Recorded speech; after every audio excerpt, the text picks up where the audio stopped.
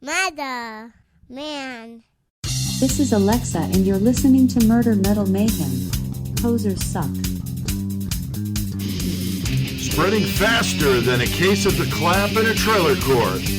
Able to shatter eardrums within a 666-mile radius. A podcast more brutal than all the rest. It's Murder Metal Mayhem!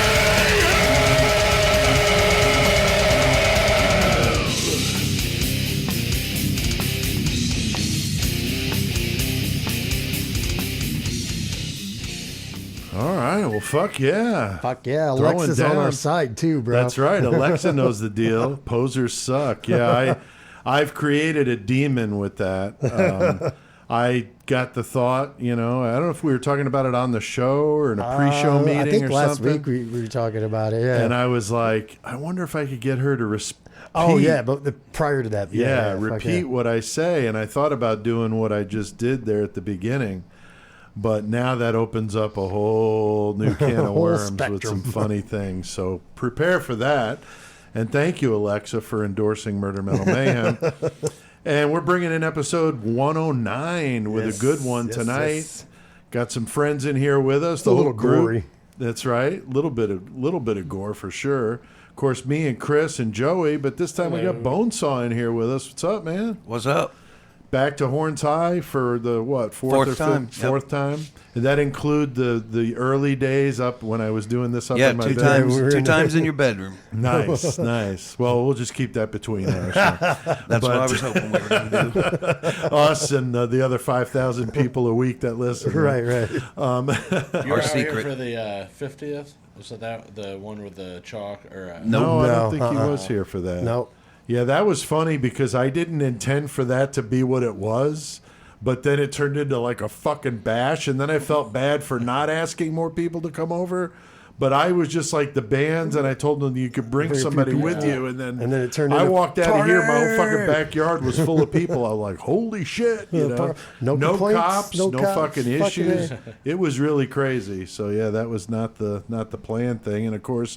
The 100th happened right at the beginning of, or right before the pandemic. No, it was in the middle of, because that was May, wasn't it? That we did that. Because fucking Black Crap came down. Yeah, we recorded it in May. I was thinking 1 year. I was like, all those milestones. Oh, I know. We've hit a bunch of milestones one after the other here.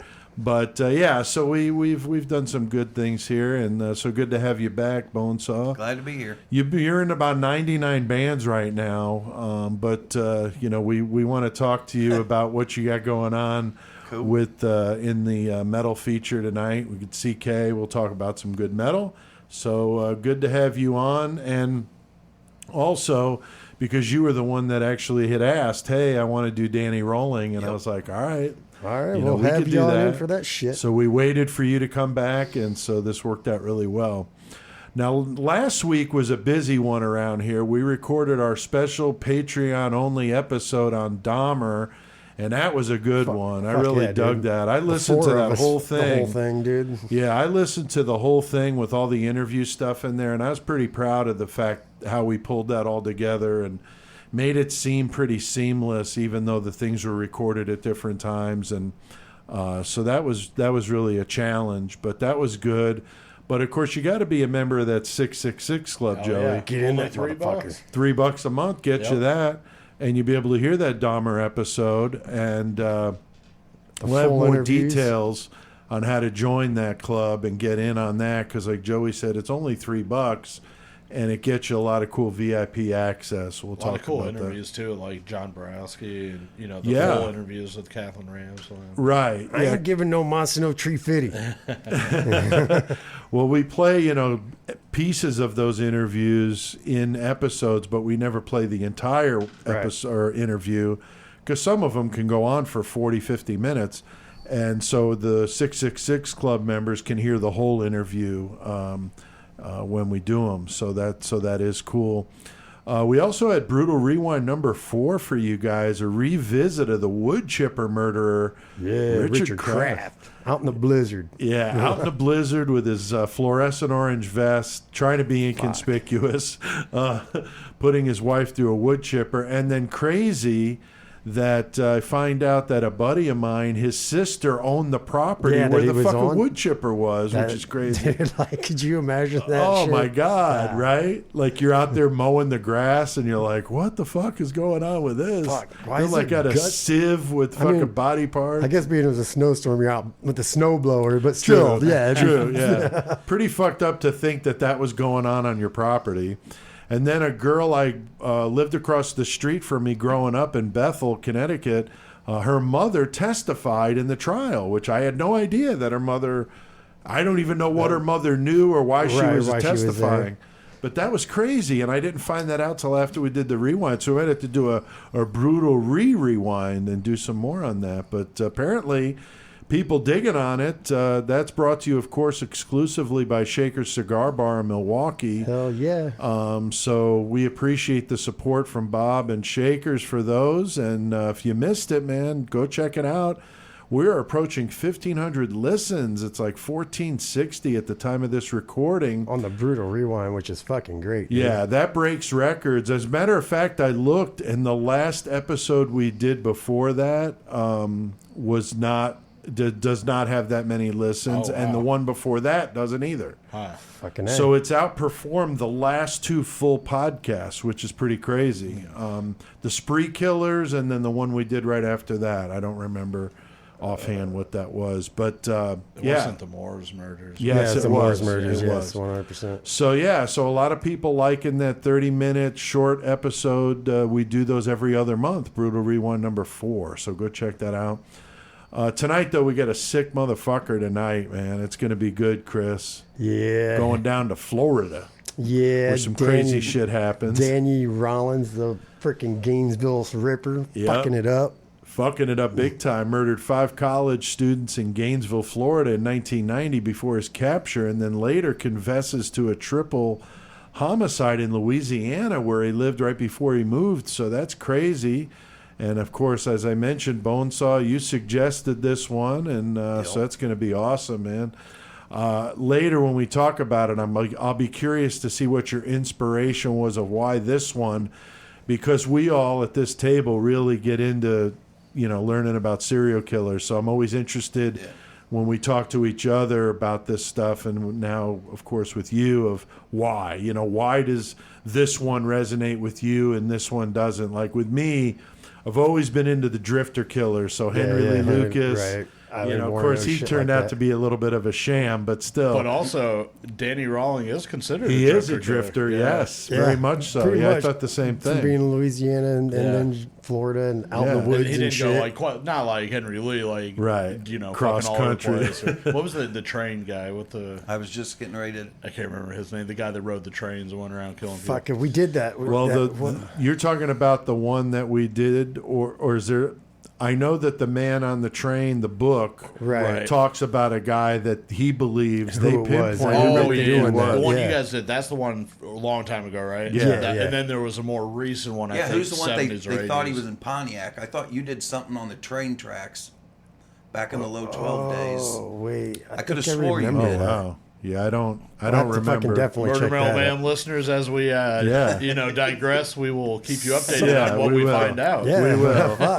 But yeah, it's fun when you have friends that get together that have known each other as long as we all have. There's a lot of things to reference that can bring us down into the weeds a little bit, but that's all right. Angel Resendez is the guy who I was trying to think of. Okay, Yeah, okay. Which was that was like 70 or the 90s. is when he Okay, did that. road trains. Yeah, I Yeah. mean the drifter killers have always been a thing I've been fascinated with because I think that's just because they're so tough to catch. I'll send you this one too. Okay, and that Man from the Train book that we did, Yeah. that was a very interesting That story. was really good. Yeah. Because That he one I hadn't strung even together known a about. bunch of different murders that happened all over the U.S., but when he started to plot them on the map, it made total sense. It was this one guy. You could trace him from one place to another, like Yeah. making his rounds for Yep. real. And him and his daughter actually were the ones that broke it. It's pretty awesome story. So if you missed that one, go check that out. I think it was either The Man on the Train or The Man from the Train, one of the two, but it's in the episode description. We have CK raring and ready to go from Danbury, Connecticut. He's going to talk about the band Athiest tonight. That should be awesome. His Bonesaw was coming in, and I told CK, I'm like, dude, we got to nasty it up a little bit. Got to do some death metal. So Hell yeah. So he suggested some Winger, maybe some Brittany Fox, because that's Joey's jam. Bullet Boys. But I Bullet said, no, Boys, we hell need to yeah, get a bro. little nastier than that. So we get some good ones.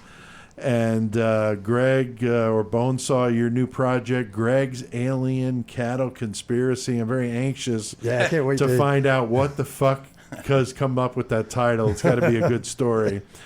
And where you live out in the middle of nowhere, it's hard to imagine. You know, you're drinking Right. moonshine and Yeah. coming up with some stupid know. shit. So he got some help from Joey Gormonger on this song we're going to play tonight. We're going to premiere the song here, which is going to be friend wicked. Alan too. And Oh buddy yeah, Alan. Got fucking Alan doing Gillespie on vocals. guest vocals too. Awesome, Fucking A. awesome. So we're going to play the whole song later in metal, so make sure you stick around for that. It fucking rips. We've also got a new Killer Cage match to get to tonight. Chris, we got some listeners to thank. Yes, Some we do. familiar faces Yes, in the we listeners. do. We got CK's wife, Laura That's Kovacs, right, fucking Laura. throwing out some numbers. Thanks, Nice. Laura. We got our friend Maggie. Yeah. Thank you, Maggie Elizabeth. And we got the almighty Rick Rain from Fuck yeah, Tasmania, dude, from Australia. Gate. Fuck yeah. Hell yeah, brother. I think he's fucking rigging it now, or he makes sure he gets his name. in there. yeah. Right? Yeah, Rick, you've been pretty dominating Hell yeah, dude. in the Killer Cage match, and we thought with your last name, Right, get in the Ring, ring, motherfucker. we ought to like you should sponsor the Killer Cage match, you know, Hell Gabe, Rick Ring, in Killer Cage Fucking match. right. So. Anyway, tonight, Joey, we got a good matchup though. Who do we got going at it here and tonight? Got a familiar face. He's been in here not that long ago. Yeah, we got the shoe fetish slayer, as we like to call him, Jerry Brudos. Right. And he's going up against the sodomizing person himself. Right. Fucking Carl Panzer. Hell yeah, man. He's a Panzer is fucking- fucking brutal. Yeah, he's a brutal motherfucker, dude. So they're going to God fight damn. to the death in a cage with two really good objects and, And a these variable. objects, wait till you hear these Classics, objects. Like yeah. Panzeram's in love with one of Oh them. yeah, big time, big time. He's going to do some damage, I think, with one of them. Dude. So we'll do that match in the Mayhem segment, like always. So don't miss that. And of course, spawning from Killer Cage match is our upcoming contest we're going to be doing. Hellcoming instead of Homecoming. Kind of doing it during football season to kind of tie with that. And this time we're picking 4 listeners. We've already got 2 of the 4 with trivia questions they're answering. And so keep an eye out on our Facebook page if you want to get in on that. And actually, I've got a clue later in this episode that if you listen closely, I'll give you a hint. It's in the Mayhem segment. If you're the first person to email me with this, with what I tell you to email me, you'll be the third one. We're going to have 4, and the grand prize, Chris, will be what? Once again, you get the guest hosts on the podcast with us. We'll Fuck give you yeah. a list of some subjects that we're going Yeah, to cover. they and can pick let one. you pick one and Co-host the show co-host with the us. show. Get on some Messenger and talk with us. and Yeah, it whatnot. doesn't matter where Fucking you're A. located. We'll get you on Messenger or Skype. And Stephanie from Toledo, Ohio, got the Yeah. last Yeah, she one. did. and She That was did. an awesome episode. that was really good. She Yeah. picked Eileen Warnos, which is funny because that was who she won with Yeah. in the cage match, Which was perfect. which was really good. So anyway, we'll talk more about that in the Mayhem segment, give you a little more info on that. Huge thanks to our sponsor, spellboundeffectsandart.com. Bonesaw, what do you think of this shit, dude? The fucking awesome. lamp? As soon as I get back to work, I'm going to be buying some stuff. Yeah. Fucking right. This is actually the fucking- first time I got to see the lamp in person. Nice. I wasn't Yeah, here what about last time. Spike? Spike That- here, yeah. dude. Fuck. That's fucking sick, man. I definitely need something like that on my coffee table. Yeah, right, dude. and Tony made that just for us when we did our 100th episode on the demonic possession episode that we did. Tony made that when he thought of demonic possession. Apparently, what he Chris, saw. that's what he Yep, saw. So, yep. with the Black Crypt podcast. yeah, that was good having those guys in here for that. So, Tony Campagna delivering the goods. He's got a great website at spellboundeffectsandart.com. So, check it out. Buy some shit. He's got fucking lamps, hats, jackets, all sorts of things. Very wicked. So, again, spellboundeffectsandart.com. Support the underground. Guys like Tony, he's doing this for a living now. So, Right, yeah. And So for help the him out. products, it is not. Oh, yeah, it's overpriced fucking at all. amazing. Yeah, No, the it's prices amazing are shit. very, very fucking top nice. shelf, man. Like shit you'd see in a good horror movie, not shitty. I mean, they look very real. Very realistic. Yeah. Yeah, dude. What about the teeth on there though? That's I love the creepy as teeth. fuck. Everything He's about making that. face masks now too, Bonesaw. Oh yeah, I saw. Yeah. As soon as I think of a shorter band name, I'm gonna get one of those severed arms. But Yeah, there you go. gotta come up with something That'd be a shorter little that'll fit on. difficult. The Might have grapes. to have him do a leg for me or something. Right, there you go. There you go. So big thanks to all you motherfuckers out there listening. We really appreciate it. It's so great to see people from all over the globe getting their murder on with us, and we really do appreciate it. It's just very humbling to see the numbers. This week we're at 4,600, I think, total listens, and that's just awesome. So thanks, guys. We really appreciate it. Fuck yeah, dude. Keep spreading it out. Big time. We got our hands full tonight, though. Got some brutal carnage at the hands of the Gainesville Ripper, dude. So we better get to it. Fuck So, Chris, yeah, what the dude. fuck do we got to do? Let's get our fucking murder on, man.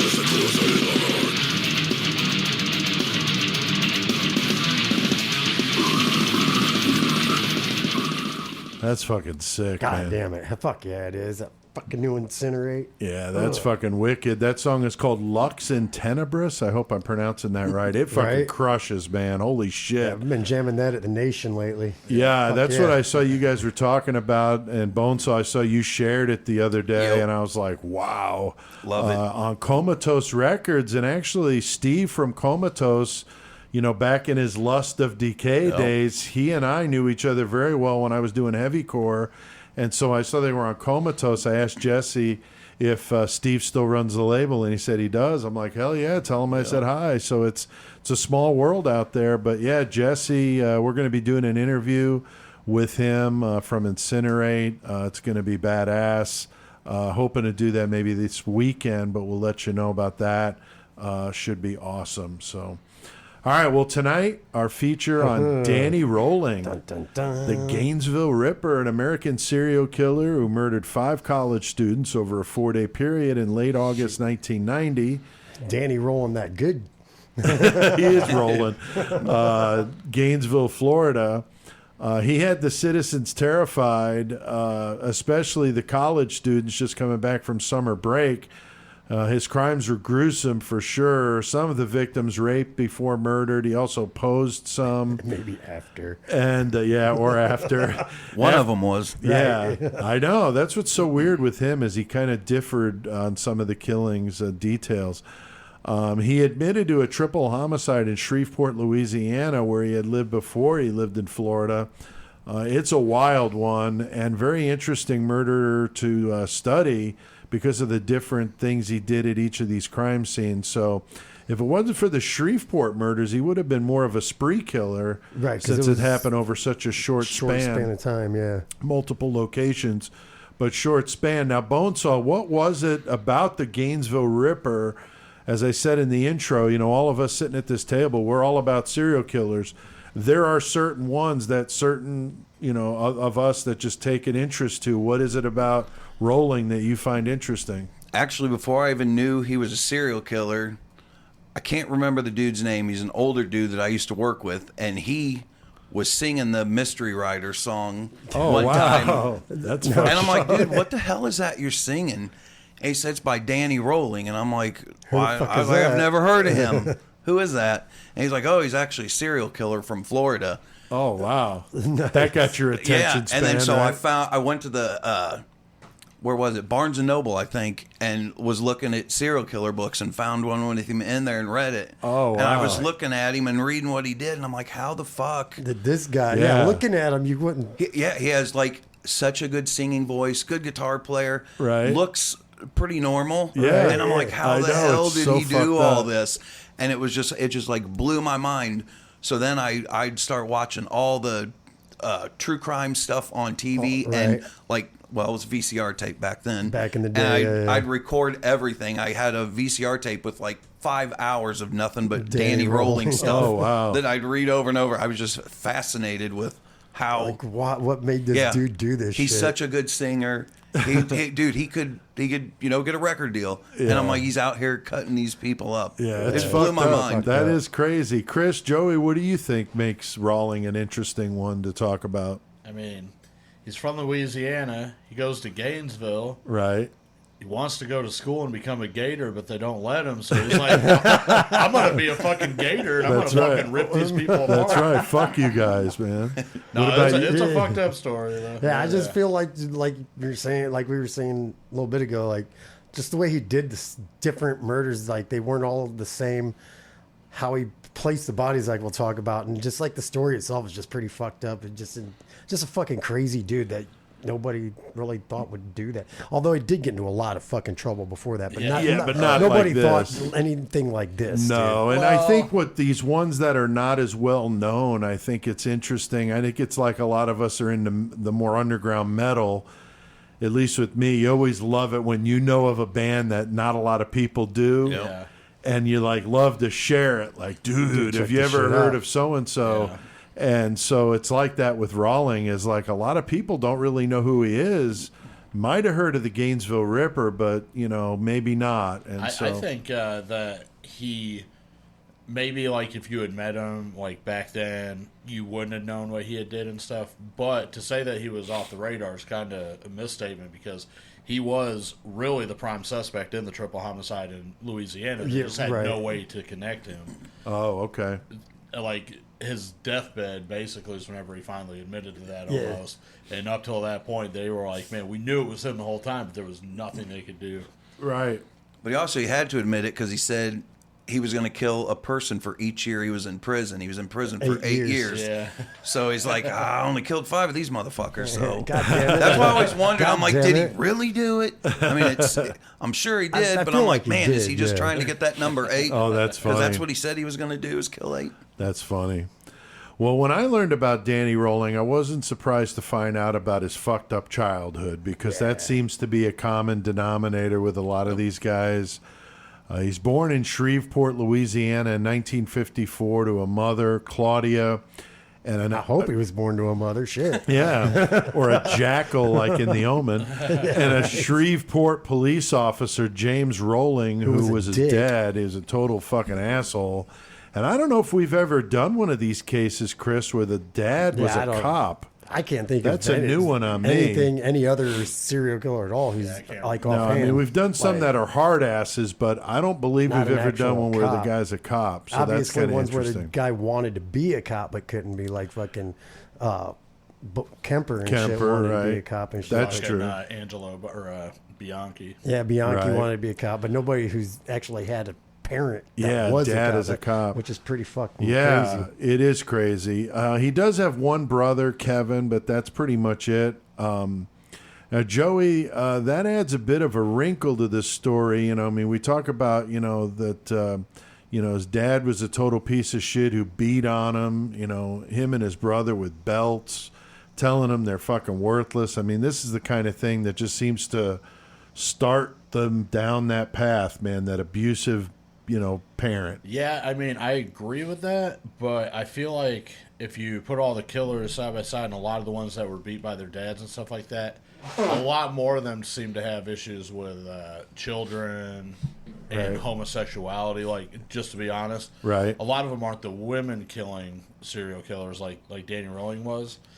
So while I'm sure that he got abused by his dad and that was a big thing, I feel like there was probably other underlying things that made him go the way he did into the mutilation of the women. Right, I'm and stuff. sure he had Oh, some I'm kind of- sure. Like Ted Bundy, and you got people like that. Like, they specifically targeted these young, attractive girls for reasons like Right. unknown, yeah. personal. Right, of course.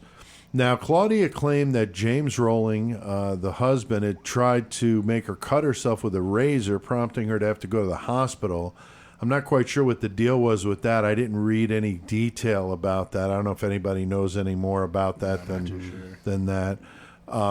Maybe he was trying to make it look like a suicide. I don't really know. This guy sounds like he was a real piece of shit. I also read that he held Danny down and handcuffed him and asked the police to take him away. Yeah. So again, all these kinds of things certainly gonna add up to, you know, just the kid being fucked up. And Chris, I don't know what the deal is with this dude. It's probably what really started him going down a negative path. I mean, it couldn't help that. I mean, he probably had some kind of mental shit too, because I'm sure. Like his dad was beating his mom while she was pregnant with him and shit. Too. Right, that's true. So who knows what kind of brain damage he's got from that and shit. Right. And the torture thing, cause I saw somewhere that his dad brought a dog home, but his dad just beat the shit out of the dog all the fucking time, in front of him and shit. So wow. He always told him he was worthless too, and I know Rolling really took that with him into adulthood. Yeah. That whole feeling of being worthless, and wanted to, of course, insert which is crazy, his power over his victims, which kind of ties in with that whole psychiatry thing. Now, as a teenager and young adult, Danny would find himself in trouble a lot. He was arrested several times for robbery in Georgia. So I didn't know, did he live in Georgia for a while, or was he just in Georgia? I don't know if he was just passing committing through crimes en route to Florida. Drifter robber. That's right. I mean, that seemed to have been, with other killers that we've seen, quite the path between Texas and Florida. Florida, yeah. All those states in between, have the accessibility for killing people. Right. Totally. He did a lot of peeping Tom crimes in his young life. He would have had a hard time holding down a steady job due to a lot of these issues, of course, and with authority. May 1990, Danny tried to kill his father during an argument, which led to his dad losing an eye and an ear. And I'm like, what the fuck? Shot a motherfucker in the head twice. Yeah. Is that what he did? He shot him? Oh, wow. Because I was wondering, what the fuck did he do to him that he lost his eye and his ear? God damn. So they got in a fight at a family whatever, and he shot him in the fucking head twice. Time for that, but didn't kill him, so he fucking didn't get no murder. But still, dude, holy shit. Damn, that's pretty brutal, fuck man. You, Dad. Fuck it. Yeah, I guess. I'm over your shit, motherfucker. Yeah, I'm done with your bullshit, man. I think if you did that to Pawback, he'd just whip your ass anyway. Yeah, probably. Maybe have a beer before he went to the hospital. Yeah. Wonder if he fucking, I didn't see any facts or nothing about it. It would be crazy if he shot him with a service revolver. It would. Oh, use his own service. Right. That would. Yeah, that would be fucked up. So backing up a bit, Danny's responsible. Or I'm sorry, I should have asked you, Bonesaw. What do you think about these guys starting out with these small crimes and kind of building? I mean, we see that a lot. I think it's all about progression. They always start small. It's like, I got away with that. Right. And it just keeps building and building. Right, for sure. Right. Plus, they don't, it's like when people smoke pot and then that's not enough. So then, they want to take more. They're doing fucking meth and all kinds of crazy shit. So maybe it's like that, you think? What else can I get away with? Right. Gets off on the thrill of stealing and then that's not enough and he's got to, peep or whatever the fucking shit he was doing. All the way up to murder. And then, after that, it's like, what else can you do? Right. I guess necrophilia. I guess I plateaued right here, so I'm going to say, well, yeah, there you go. Yeah, you got that. But. Yeah, right. So, backing up, though, before 1990, he's responsible for this triple homicide in Shreveport, Louisiana. It was November 1989 when a 55-year-old man, his 24-year-old daughter, Julie, and 8-year-old grandson were murdered in their home.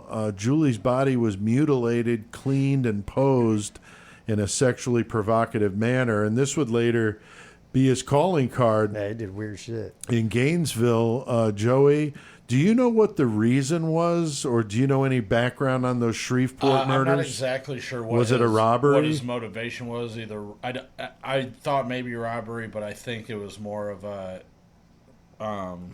maybe he was after somebody sexually. Okay. Because I don't think anything was stolen from the home. Okay. And did he know? I don't know if he knew them. I don't think he knew them at all. I don't think he knew them either. And the only, because he broke into the home, and killed father, daughter who was 24, right, and then her son. Yeah, that's awful.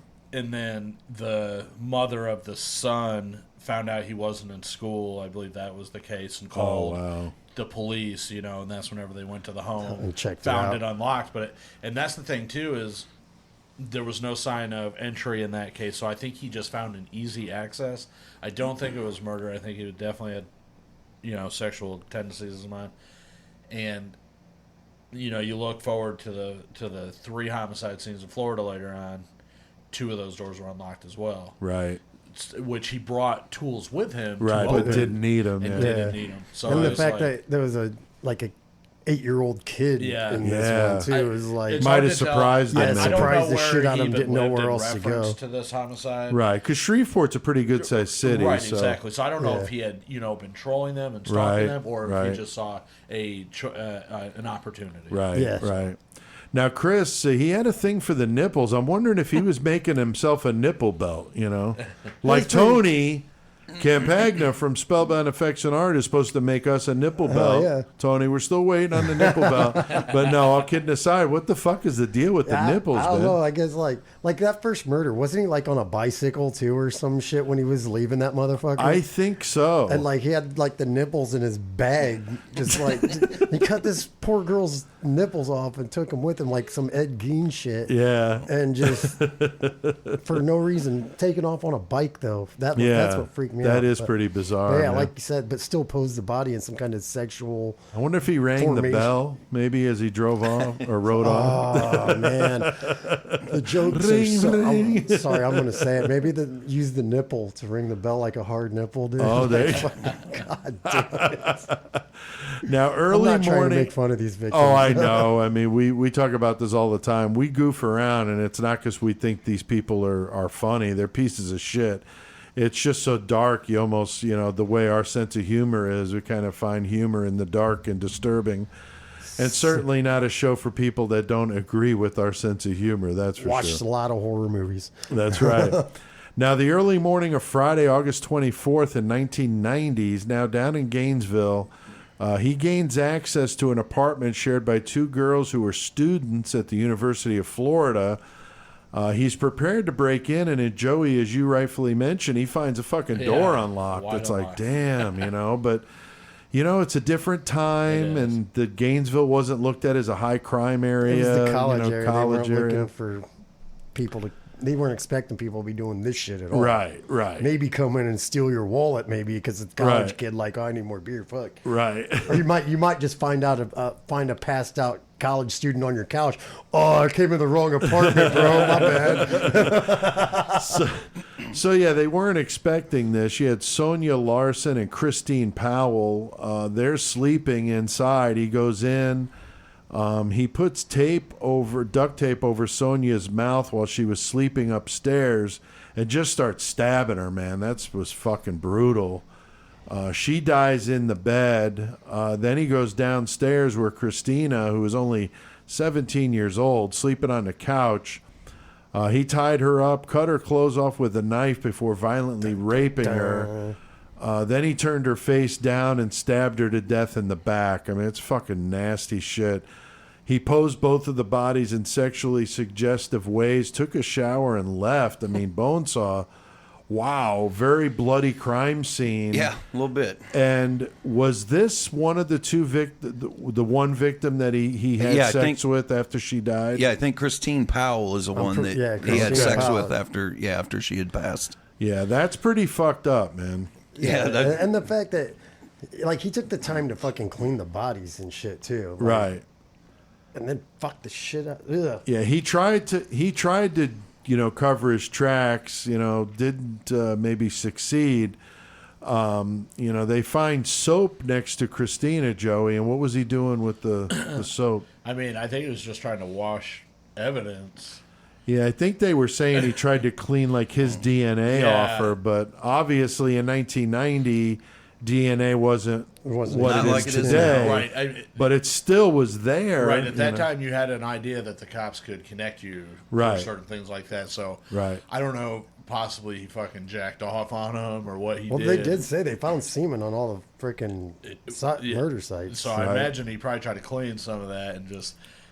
As we know now, that shit fucking saturates any fucking surface. You're not cleaning that shit. I've known that since I'm 13, bro.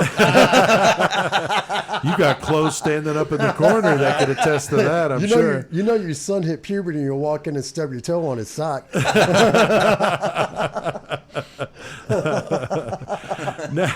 Now, a day later, Saturday, August 25th, Rolling would break into the apartment of Christina Hoyt. That was weird with the Christine and then Christina, really weird.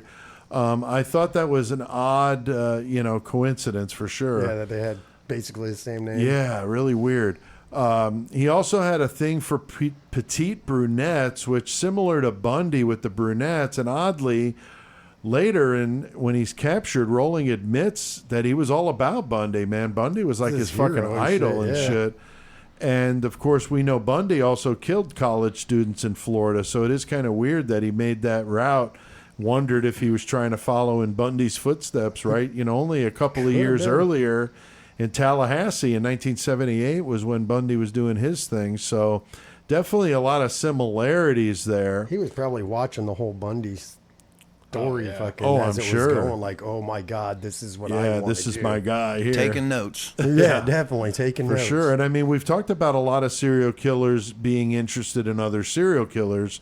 We know that BTK was all about H.H. Holmes and Harvey Glattman and some of these different killers.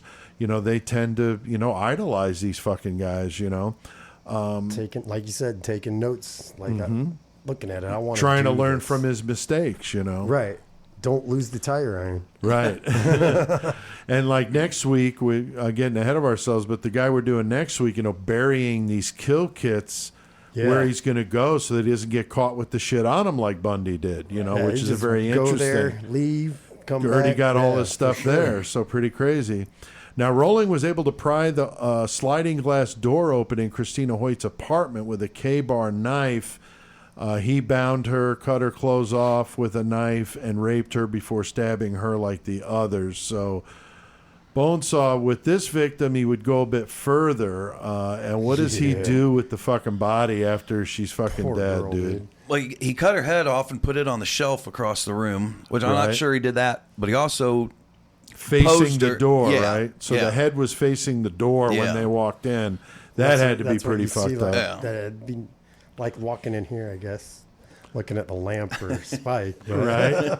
And then he did some with mirrors, although we were trying to figure out exactly what he did. We don't know. Yeah, So- he propped the body up and then put broken pieces of mirrors like around it. Like I said, I'm not sure if it was like he saw her and thought she was like vain. a vain person, Right. and The whole I mean that mirror seems thing. like what the broken mirrors would, so Yeah. her reflection was in all these pieces of mirrors. It's possible, or to shock the people coming in, being able to Yeah. see it from different angles. Hard to say, but I did see references to mirrors.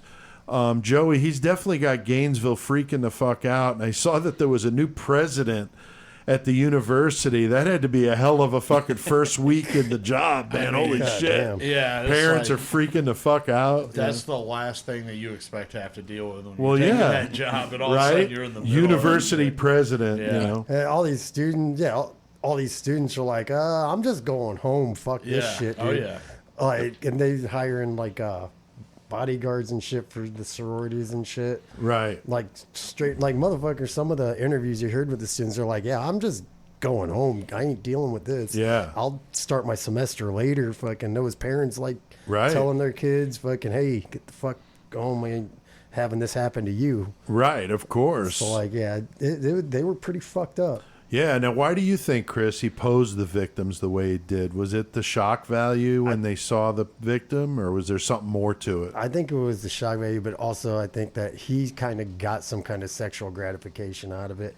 I think he enjoyed posing the bodies and looking at them. Now, he never took any pictures or anything like fucking BTK or whatever, but Right. I think his visual of it never left, and he enjoyed it like that pretty much. So, like, he enjoyed it a lot. You seen fucking Red Dragon, just talking about the mirror thing, but Yeah. Edward Norton goes on to explain, he figures out, because they had the fucking broken mirrors in their eyes. Oh, yeah. Because he wanted it to appear like they were looking back at him. Right. What if that's the shit that Rolling was? That'd be weird shit. It's very That- I possible. didn't even- I Wouldn't can't believe I didn't surprise think of me. that. It wouldn't surprise me at all, man. Now, the national media are following the crimes. The parents are freaking the fuck out, like Chris said, pulling the kids out of school to start, a semester later, hoping that the guy would be caught. And, of course, this is before cell phones where people couldn't get a hold of each other very easily, so parents were definitely losing it. Even worse than the coronavirus. It's hard to imagine. Now, 2 days later, Danny Rolling breaks into another apartment. So he's just going on a fucking tear here. This time it's a male and female who were friends since high school, Tracy Pauls and Manny Taboda. He broke into the place like the last one with the K-bar knife and the sliding glass door. And I was reading that, and I thought it was funny because when I first met Jenny at her apartment, she had a sliding glass door, and she said when her dad and mom came to see the place, that was the first thing they got her was something to block that. Block it. Yeah. Because they were like, no. And I wondered if that had anything to do with this, Right. Because that would definitely, get me if I had a daughter in an apartment and saw that sliding glass door. I'm like, we need to do something to prop that, to where somebody can't get in. Pretty crazy stuff.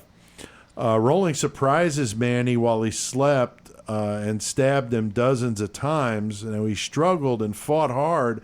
This dude was 6 foot tall. He was a big guy, played football in high school, good shape. But, Rolling obviously had the element of surprise and a knife.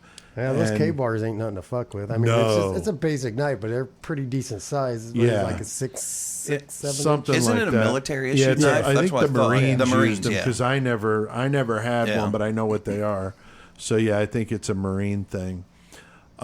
Hearing all the noise, Tracy comes into Manny's room and sees what's going on. She runs, tries to lock herself in her room, but he gets in anyway.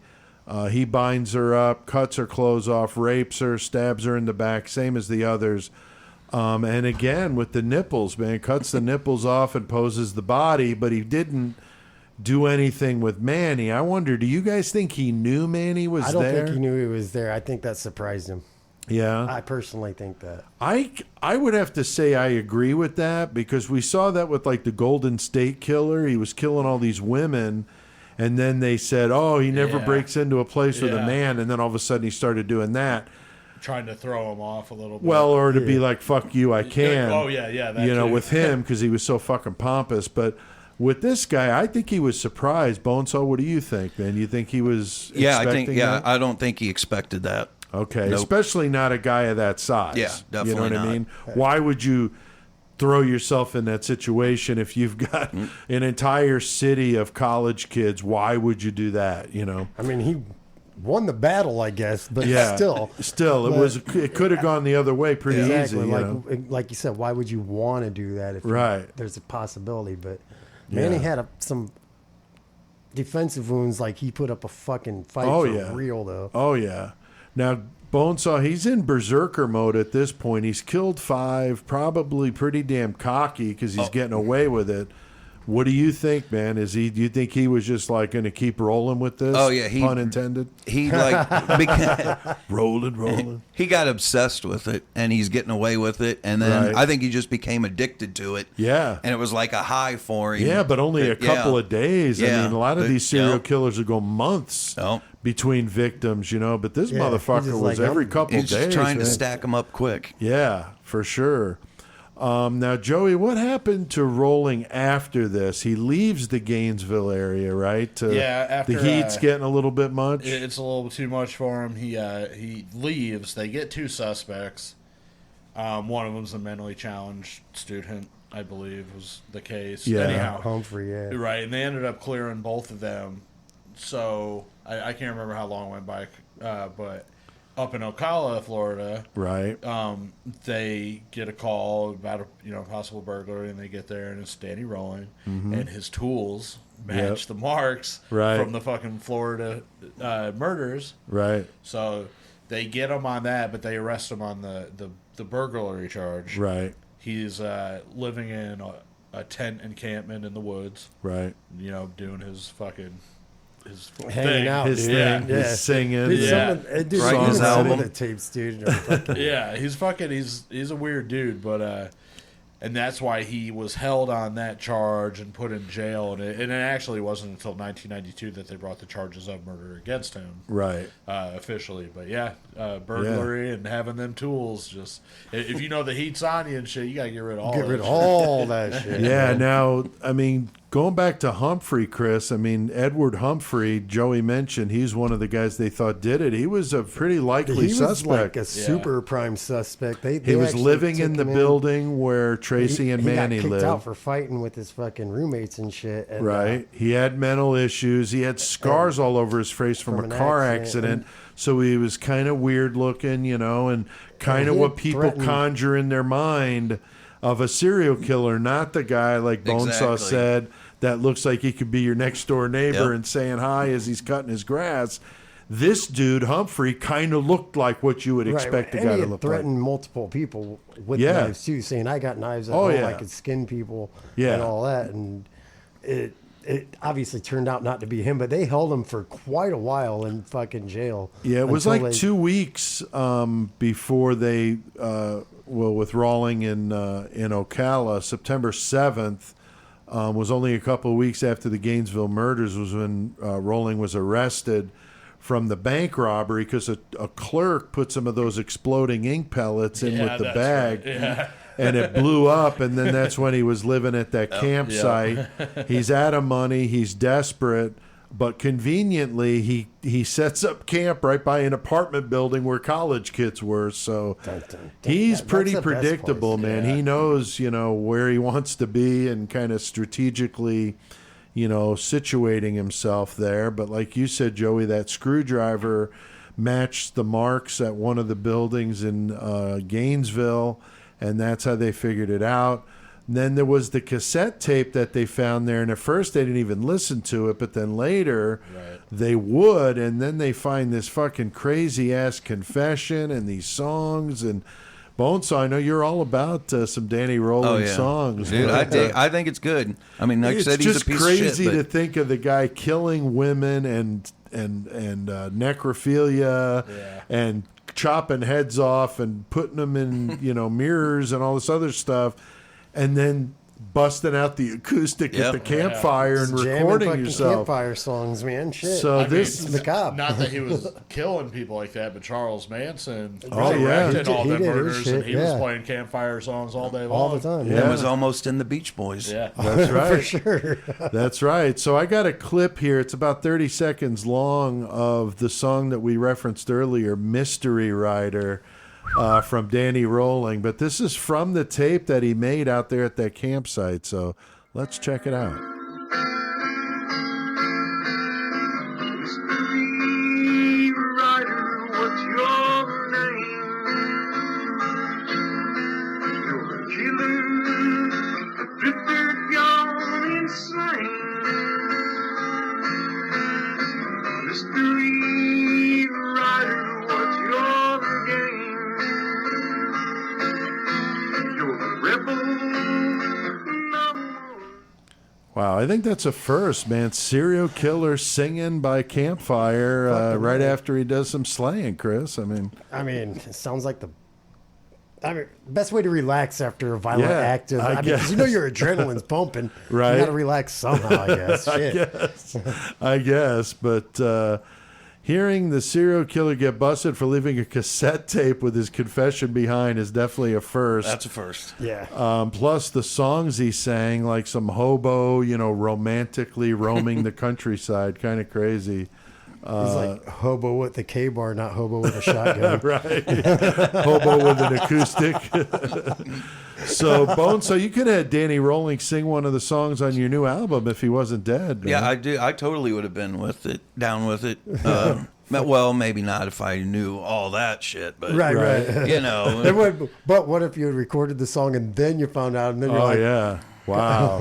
I got something here. Yeah, I'd have been in a tight spot. yeah, Now, right. Chris and Joey, how crazy is that he left the tape behind? Total DIY there, man. Like Definitely old school. DIY. The fact, see the thing, like how we were talking about his parents earlier and shit, and how his dad was a total dick and shit. There is one clip of the tape that I heard where he's like talking about like there's only 3 people in the world I love: my mom, my dad, and my brother. It's like, Wow. It seemed kind of fucked up that he said his dad in there Yeah. for whatever reason. After he shot him in the head twice. Yeah. Yeah, I mean, it's like, what the fuck? And like, Yeah. as he's ending one of the things, he's like, well, I'm going to sign off for a minute. I got something to do. And that's right before he went Yep. to one of the murders. I don't remember which one. Right. But like, he's like, yeah, I'm signing off for a minute. I got something to do. Then went and killed somebody. And he stole that tape recorder too. Oh, wow. Yeah. Fucking thieves, It's man. like kind of like not really confession. Remember who was it? Mayhem. And they used fucking the grave. Oh no, they Euronymous or not Euronymous, but Dead. Dead. When Dead yeah. shot himself, he Yeah. actually Oh, took yeah. the pictures. No, yeah, they did that. But I'm saying there was somebody else that they killed. I can't remember if it was Euronymous when Varg killed him, and they went to his grave and took a picture there and used that Yeah, at yeah. his grave. Oh yeah. Oh, yeah. So yeah, I mean that's like Yeah. using it for your album art. Like That's fucking pretty fucked crazy up. as pretty fuck, much, dude. and that's what they thought too. Whenever fucking Brujeria first came out, because they had that picture of that fucking dude's decapitated head from that cartel shit. Yeah, yeah. But what it was from a fucking train accident. But everybody thought, oh my god, you know, That was some cartel Yeah, shit. the wow. authorities were even like, hey, what's this? Because that was like the first time people were using like real imagery like that for their album art. Right. Because I mean, and that was even in the time like right after Petals of Flesh or whatever that was, that Japanese movie. And Charlie Sheen saw it and got all freaked out because he thought it was a snuff film, and they went to the FBI and they went and fucking made like the director I don't even know prove if that I it did. wasn't fucking a real snuff film and all that Right. shit. Shit God was weird damn. for a while back then. No shit. I didn't even see that shit. I didn't check that out. You got it? Yeah. Nice. Now, as Joey pointed out, Rolling was already in prison for that robbery, so he's brought to trial 4 years later after the murders in Gainesville to Alachua County, Florida. He told them his motive was become a, quote, superstar like Ted Bundy, end quote. That's fucking crazy. Yeah. But just before that 1994 trial would start, Rolling pled guilty to all the charges at the last minute. Court TV covered the sentencing phase of the trial and interviewed his mother on camera. And I read that his father could be heard yelling in the background. Bonesaw, have you ever seen any of that? I or didn't see heard it, but I read some stuff about it, and the only thing I remember is his mom saying that by the age 6, she knew something was wrong with him, and she said his voice changed. She said the way he talked and would respond. Oh, wow. She said that's when she knew something was going on I with could him. see him spending the rest of his life in prison or some shit Yeah. like that. I Oh, did wow. see that too. Yeah. Yeah, thanks. At 6, she realized Goals. that, but yeah, Yeah, fuck. his voice She changed. was right, though. Yeah. That's yeah. fucking right, though. crazy. Yeah. Goddamn. Mom knows her son, right? I guess, fuck. And she can see that while living with a piece of shit like his dad, too. True. So, like, Right. you're looking at a piece of shit and you think Right. he's going to be worse? Holy shit. Yeah. Like, A chip off the old poop. Yeah. Now, there would be a few weird similarities with Bundy and Rolling. I read an article on the Killer's End website that mentions the thing with the number 24. I thought this was very interesting. Bundy was born on November 24th and executed on January 24th. The Gainesville murders started on August 24th and began on Archer Road, which is also known as State Road 24. And the second murder was on Southwest 24th Avenue. So very, very goddamn. strange. a lot of fucking 24. Yeah, I mean, Chris, I was not aware of that coincidence. Had you ever heard No, of that I didn't before? even realize that at all. It's the notes that you sent and shit, but I didn't realize there was that many 24s. Yeah, really strange. I looked up a couple of them, and they're right. I didn't go through every one of those, but quite a few of them I did, and they were all right. New idea for a song, guys. I guess. Now, while Rolling was in prison, he would get the typical fan mail from women, but Sandra London, a true crime author, Loved him. very strange, collaborated with him on a book called Making of a Serial Killer, The True Story of the Gainesville Murders. They were actually engaged for a time, but there's a bizarre clip on YouTube where he's in court and he just starts singing to her, and the judge is like trying to get him to shut up. It's pretty funny. Check this out. I thought you guys would get a kick out of this. If it please the court, could I address the court? Sure, say whatever you want to say. Thank you. And, I recall the day I first saw you. I reached out to say I love you, but it was hard to say. I couldn't touch you. So tell me, baby, what were my words? All my tears run together. Excuse me, Mr. Ron. Down the Mr. path Ron. you choose Mr. Ron. to follow. Mr. Ron. So tell me, baby, what were my What the fuck with that guy, man? Fucking Are judged you by that kidding me, dude. man? The judge is like, Hey, Mr. look, Rolling. Like I Mr. said, Rolling. He'll acapella in the courtroom and shit, and it sounded good though. Yeah, Fuck. it did sound pretty I'm good, telling you, man. it's good. Pretty crazy stuff. Now, Chris, I did see that Danny Rolling also did some paintings. What was the deal with that? Yeah. Will fucking Sandra was also selling his shit, like trying making money, and there was a whole conflict about the Son of Sam laws and his shit. With Right. that. Like her like the victims' families were pissed off about it because she was selling his shit. Like Right. what?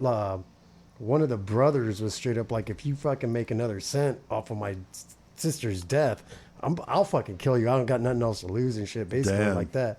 Fucking, but he apparently did some good paintings, some artwork, but she was trying to sell it and She it got had a fucked lot up. of MOs of trying to make money off of I was serial just going to killers. Yeah, say, a lot of Joey, it, Not yeah. just him. because Yeah, I not read that just she him. was also at another serial killer. She was Scheffler.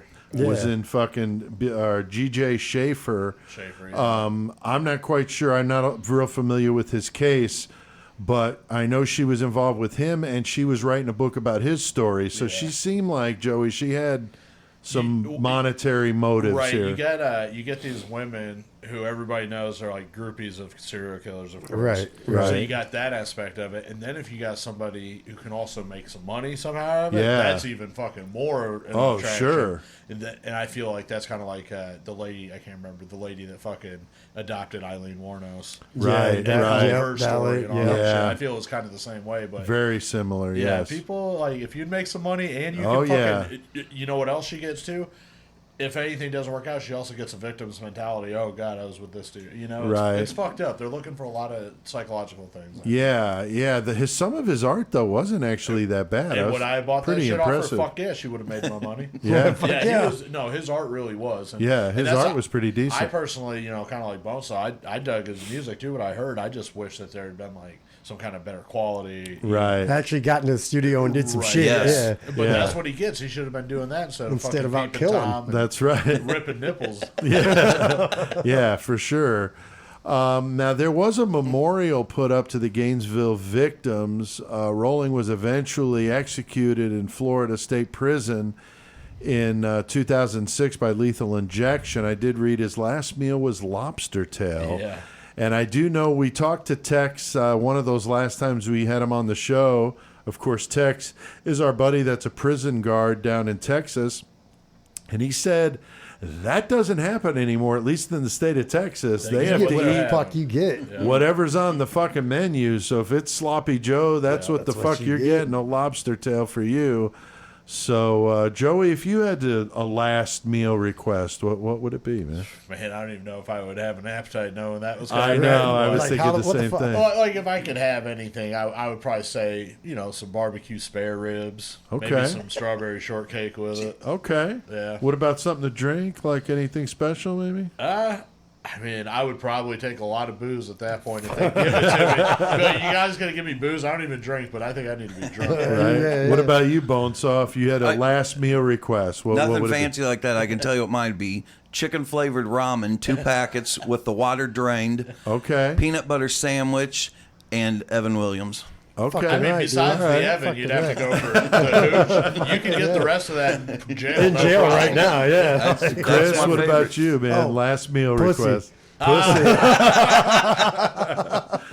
I was going to say if there's a Red Lobster close, I'd go for the Seaside Trio or the Seaside Trio. That's the one I always order there. Yeah, I love Red Lobster. Definitely tacos for real, though. I love tacos.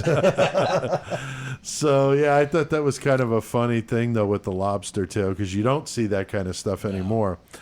Instead of a final statement in total character of Rolling, he sings a gospel hymn for his final statement. Yeah. Like, Then he made up. Injection. He None made it up. greater than thee, O Lord, none greater than thee. And he kept saying that over and over. Really? Yeah. Oh God, that guy was a fucking trip, man. Yeah. So he made up his own hymn, Yeah. And just- that's what his last words were. oh, shit. singing them too. That's Yeah. so funny. So he did confess, as you guys brought up earlier, to the Louisiana triple homicide. I thought it was interesting. Hold on. The I'm way going to that bring went this down. up just because I just saw this. Because I brought up the words he said, Yeah. And they said, this is from the prison guards that were in there.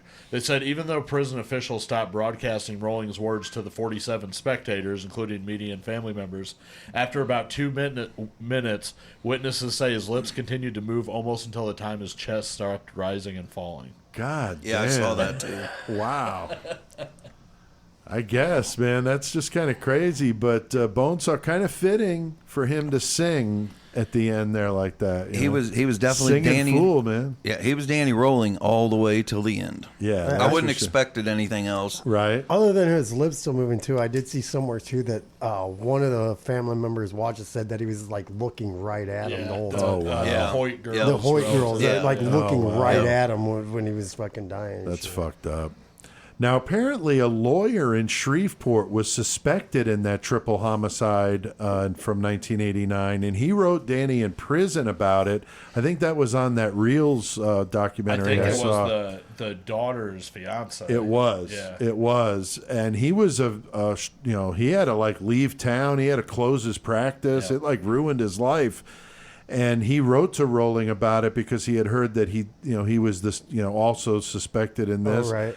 And Rolling said, "I will make it right before I die." And he held his word, man. He wrote the statement out and Like, look, I did this, it exonerated wasn't that him. guy. And Hey, I'll give him that. yeah, I mean, he's a piece of shit, but he did, at least At least do he right didn't by let that this guy. guy go down for what he did. Yeah. And like you said, that's his 8. Right. Yep. There you Had to- go. Had to hit number 8. So I did see mentioned in Dr. Peter Vronsky's book, Serial Killers, The Method and Madness of Monsters, that Danny Rolling later put out his tips on how to avoid being a victim of a murderer like him. It's pretty funny if you read it in the book. He mentioned shit like keeping mace in your purse, have a 38 under your pillow, and then in parentheses he says, it won't go off by accident. Fucking right. No, it won't. Yeah, but You then ever see a Peter gun shoot itself there? Vronsky, but Peter Vronsky put an asterisk next to that, Yeah. and it says experts disagree on or differ on this, and yeah. something like you shouldn't do that. So I think it was just the CYA, so nobody does that, And then be shoots like, "Hey, himself I and read that in sues that him. book." Dr. that Vronsky book- yeah, said that was book okay. Said that, yeah, I get it. So I think that might be the reason, but I thought it was funny. Put empty bottles on your windowsill to alarm you if an intruder breaks in. That's not I mean, a bad that's idea. not a bad idea. No, for it's real. not. He also talks about putting a screen in your window and nailing it into the opening.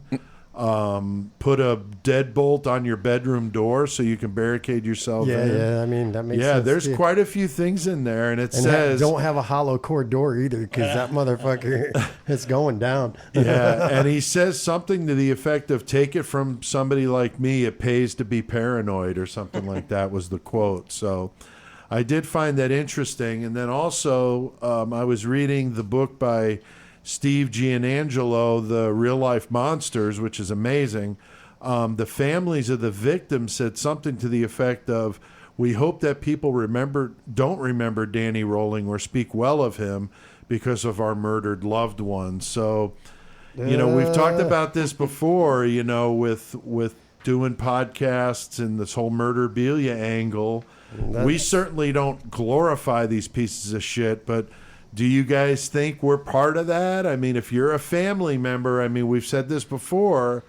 You could totally see how somebody wouldn't be too all happy Like, about man, hearing why their are these family member motherfuckers brought up talking like about that. that? I Joey? mean- Oh yeah, we're definitely a part of it. We're fucking broadcasting, talking about Right, this stuff. But Right. the reasons why we're doing it are different from those persons, and it's not. I don't think it's a right and wrong thing. So it's just the fact that we're gonna have to coexist. The fact this shit's gonna happen, Right. It's going to get talked about. and Yeah. there's gonna be victims and families of victims, and that really fucking sucks. Right. One positive thing I can say is, Florida, University of Florida was the college itself was really good about not bringing anything up about Gainesville Ripper and making the monument to the students and Right. keeping that ever since. Yeah. And keeping them alive, which I thought that's really, really important because that's who really suffered was them. Right. 100%. I mean, he was a strange guy, and that's the thing that fascinates people like us, of course. But Right. those victims were the people that really lost something in this life. Yeah, that's we for know sure. that. We're Even not- their family, Yeah. they're victims themselves. Yeah. Exactly. Yeah, and we're not trying to glorify No. it. We've said that over and over So again. props to University of Florida for doing. I Right. liked what they did. I thought I that was did really too, cool. and it's been there ever since. Yeah. Now, there were a few documentaries I saw. I mentioned about the one I saw with John Borowski, our friend, filmmaker, was the Reels episode of Murder Made Me Famous, which was very good. I also read that he was the real-life inspiration for the movie Scream, which I, did found see, interesting. Yeah, I didn't realize that. I didn't until know I that was either. Checking that shit out. Yeah, and you can hear his songs and watch most of these documentaries on YouTube. As we've mentioned, the song quality is not that good, but you can hear it. There have been a couple of books, an independent film. I did listen to a couple of podcasts, nothing that great. The guys at True Crime All the Time do a nice job. I thought it was funny, though. The episode they did on Rolling was like their 200th and something. And they talked about the necrophilia. These guys are pretty tame. They don't definitely get as filthy as we do with the cursing and stuff. But anyway, they mentioned the necrophilia, and they said, wow, I think that's the first time we've ever mentioned necrophilia on the show. And I'm like, damn, it took you 200 and something episodes to go there, because I'm sure we did it long before that. It might have been 3. I don't remember. We were eating fucking barbecue and talking about Joe Matheny cooking his victims and feeding them to the public at a barbecue stand. So I just was laughing at the difference between of the way we do our show and the way they do theirs. But hats off, I really like those guys. Theirs was very good. The information was good. But anyway, certainly a little more PG-13 than Murder Metal Mayhem, that's for sure.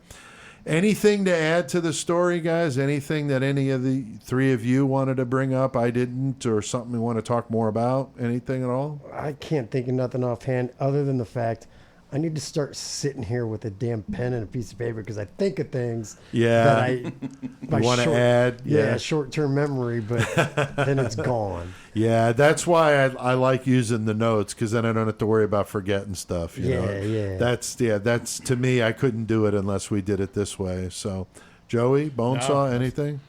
Just check out his songs, because after hearing this story, you will not believe it's the same guy singing those songs. Yeah, he does have a nice voice. And if you've seen on our Facebook page, even looking at his pictures, it's like, what in the shit? Doesn't seem like the And kind of guy. Even his talking voice is like... Yeah, he's pretty mellow. What? You know? Yep. Yeah, it's very weird. Now, next time we're going to feature another total piece of shit, the very strange case that many of our listeners may not know about. Israel Keys, Chris, I know you brought this up a while back. We heard another podcast do it. So we said, we want to do it, but we'll wait a while. Yeah. And we did. It's been at least a year. But the Alaskan serial killer, this is a new one. There are others, but not the one that we've done yet. Hanson's coming up. Can't wait. Yeah, that'll be good, Robert Hansen. But he took road trips and murdered all over the United States with some crazy shit with the murder kits he buried in the ground at these different places. Which is honestly a genius idea. It is.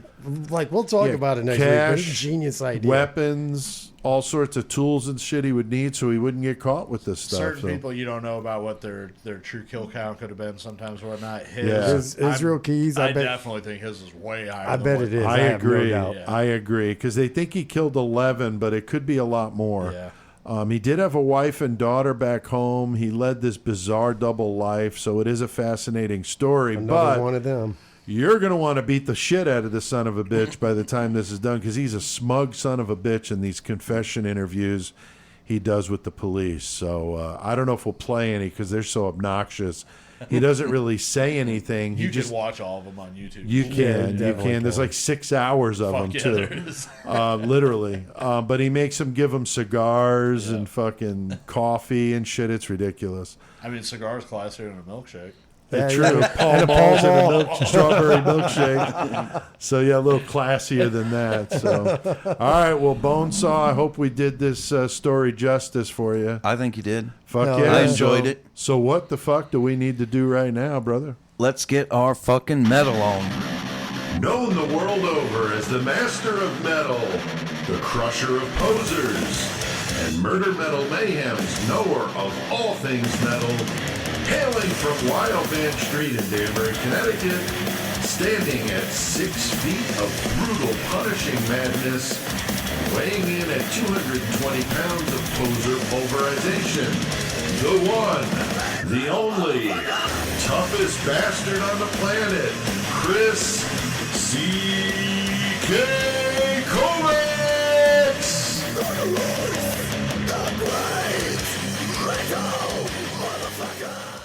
Hell yeah, great metal motherfucker. What's up? What's going on? What up?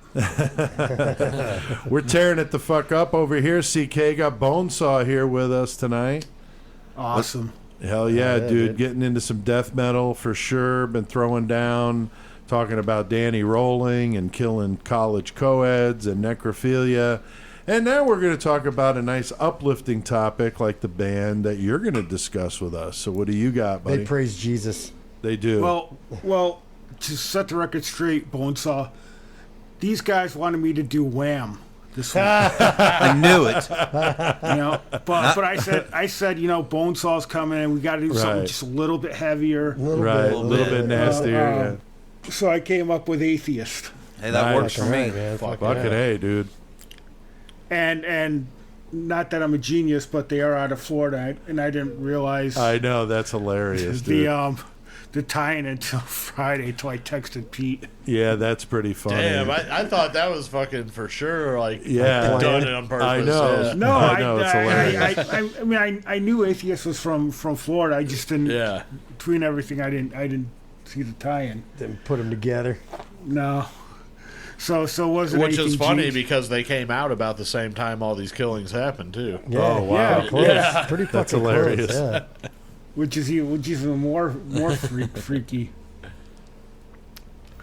But Athiest actually started in '84. They were first called Oblivion and later changed their name to Ravage, which stood for Raging Atheist Vowing a Gory End. Yeah. And then just shortened it to Athiest. Hey, that makes sense. Yeah, I mean, That's pretty funny.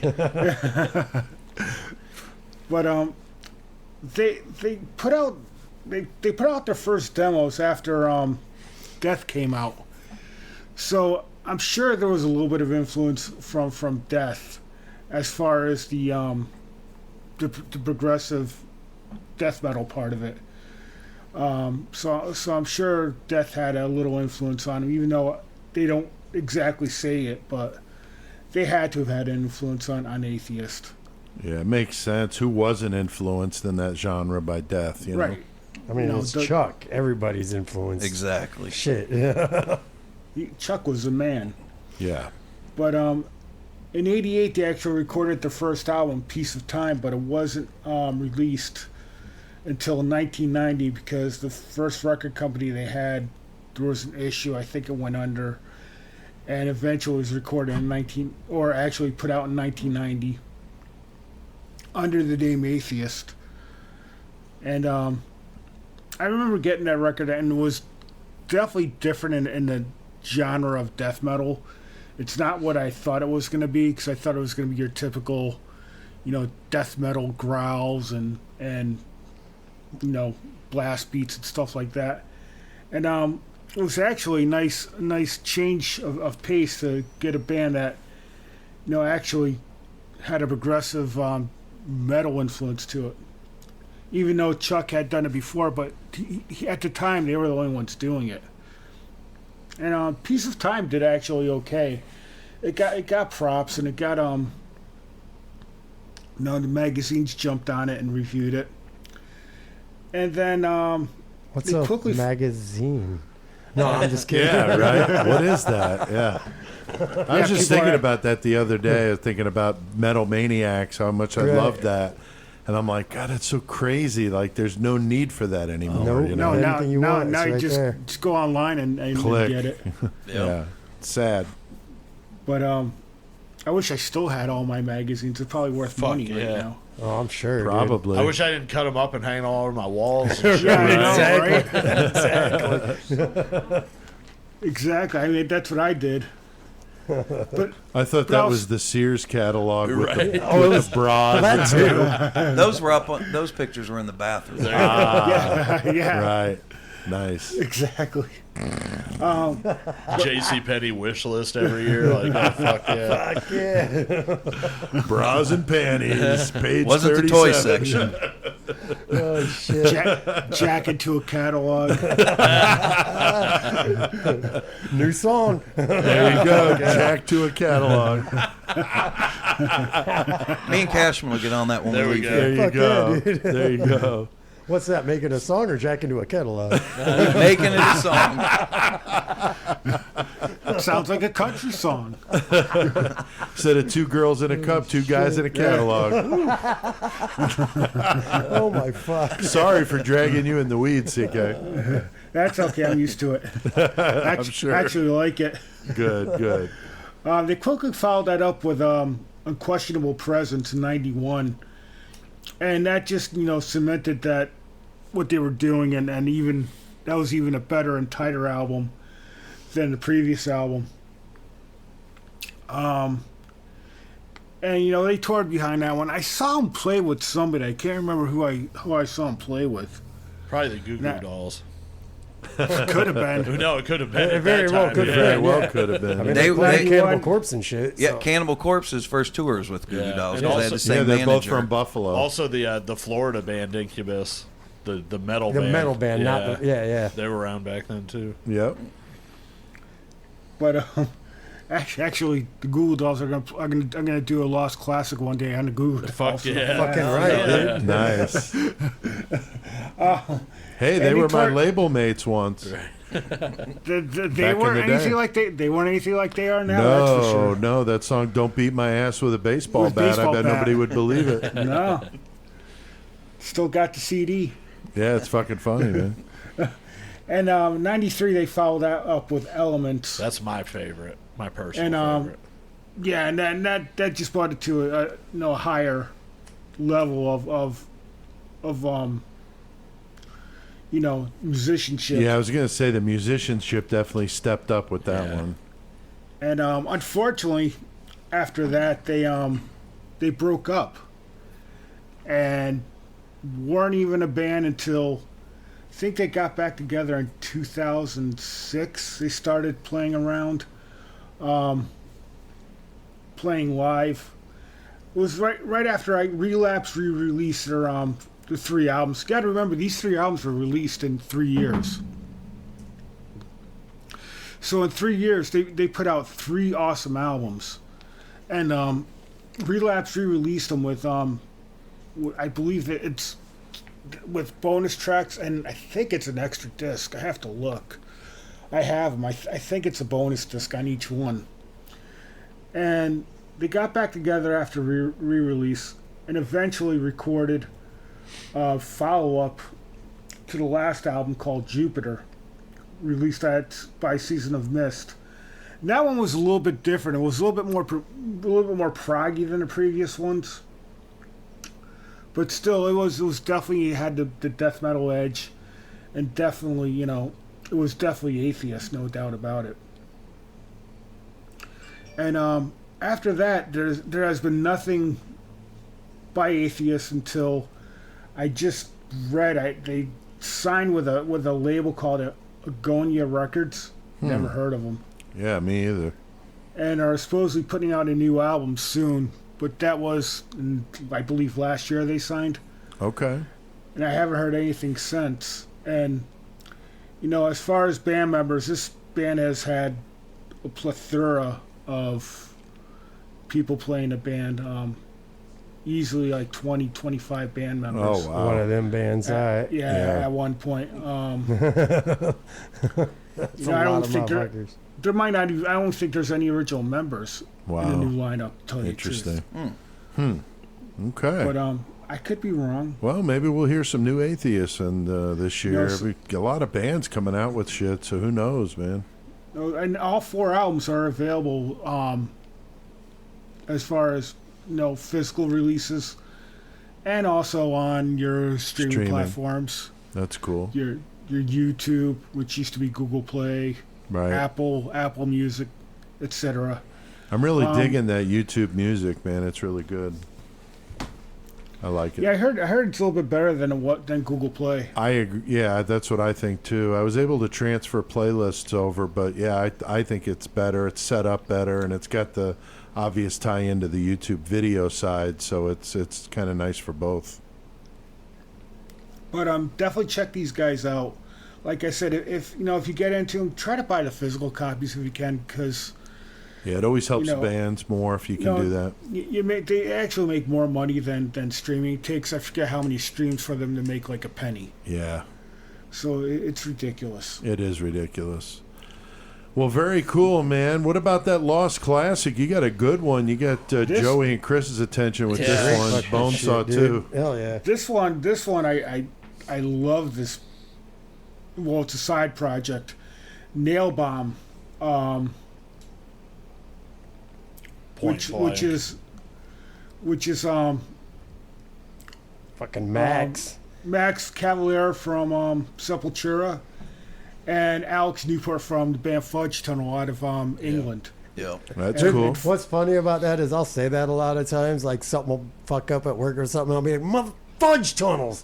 Somebody will look at me like, what the fuck did you just say? I was like, nothing, dude. Just leave it alone. Just be like, fudge tunnels. That's funny. And that's another band I'll probably end up doing at some point. Yeah, that's a Fudge band. Tunnel. I fucking love them. That's cool. Which they were pretty much kind of doing like the down to grunge thing Right. before anybody else was doing it.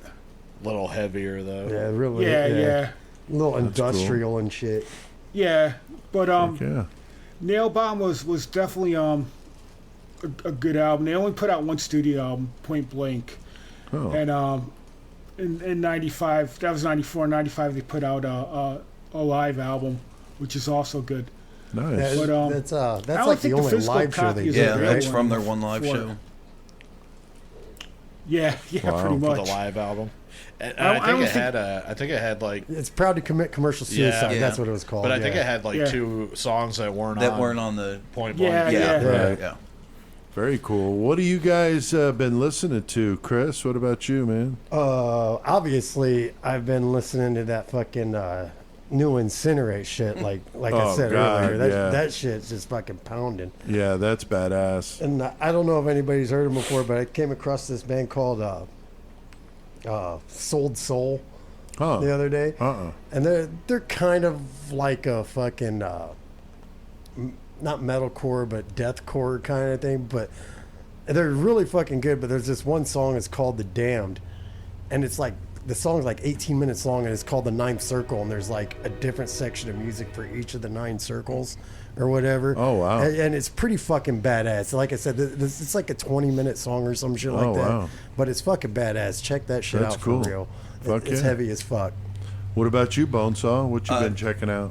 Same as Chris, man. I've listened to that new Incinerate song probably 20 times. Yeah, it's Right. badass. And yeah, just getting super stoked for that full album.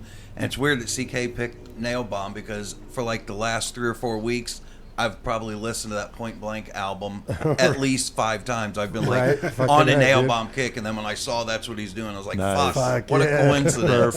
Perfect. So yeah, I've been listening to the shit out of that, and then just a bunch of like weird black metal shit like Gorgoroth and shit like that. Hell yeah, no Right. wrong with that shit. Hell Joey, what about you, man? I listen to a lot of shit, but in the car right now, a self-titled Deicide album. yeah. Yes, Nice. yeah, we were jamming that on the way here. And fucking Cephalic Carnage, Lucid Interval. Nice. Yeah. Fucking Another right. good one. I've been jamming that new Carcass song. Holy shit, I Yeah. love those guys. They got that new one coming out. The new Armored Saint song is really Yeah. good. And then CK, I watched your Thursday live talking about that new Onslaught album, Generation Antichrist. Holy shit. That is fucking amazing. It sounds like a cross between Creator and Testament. It's fucking unbelievable. Yeah, it's a good Very album. impressed with that. Very, very impressed with that. So That's really awesome. And what about you, CK? What have you been jamming? The new Onslaught, the new Incantation. Yeah. I forgot about that one. Yeah. I'm still the new Brimstone Coven, which is a doom band out of Maryland, which they are fucking awesome. I love those guys. And the new Morse, Portnoy and George cover album. Okay. Covers 3. That's pretty much it for me. That's cool. It's funny you mentioned Incantation, CK. We were just talking about them the other day because me and CK know 2 of the guys that started Incantation because they're from back home. So they're not in the band now, but it's funny that we know. I played in a band with 2 of the members. Right. Yeah. Before my band broke up and they formed Incantation. Yeah, that's a with trip. with John McEntee.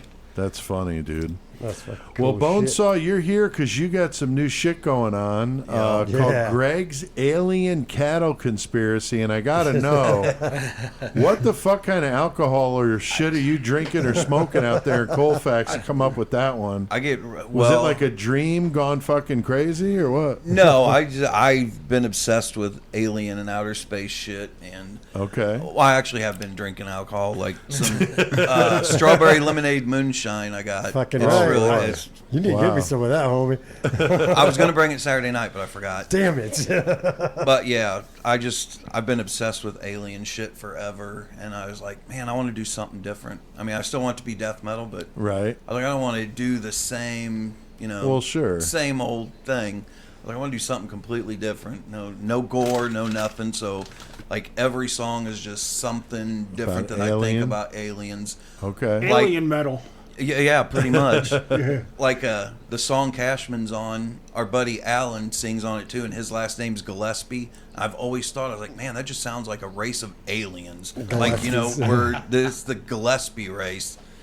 And so I was like, fuck, man, that's what I'm gonna write a song about that. I'm gonna get Alan on it, and it's kind of a slower song, but I want it to be really heavy. And Cashman always does those really cool, fucking heavy, groovy guitar parts. Fucking riffs, bro. As soon as I got done programming a drum track, I listened to it, and I was like, fuck, man, I gotta have Cashman play on this one. It sounds really good, though, the quality of it. Yeah, I like that how you titled it, Alien Gillespie. Yeah, and then I was like, well, I'm just gonna, drop one letter out and put another one in. It's about Alan anyway, so fucking right. That's dude. awesome. I fucking love it. So let's check out this whole track. We're gonna play the whole thing. It's 2.5 minutes. We normally don't do that, but because Joey's on it and Bonesaw's here, we're gonna do it. So awesome. let's check this out.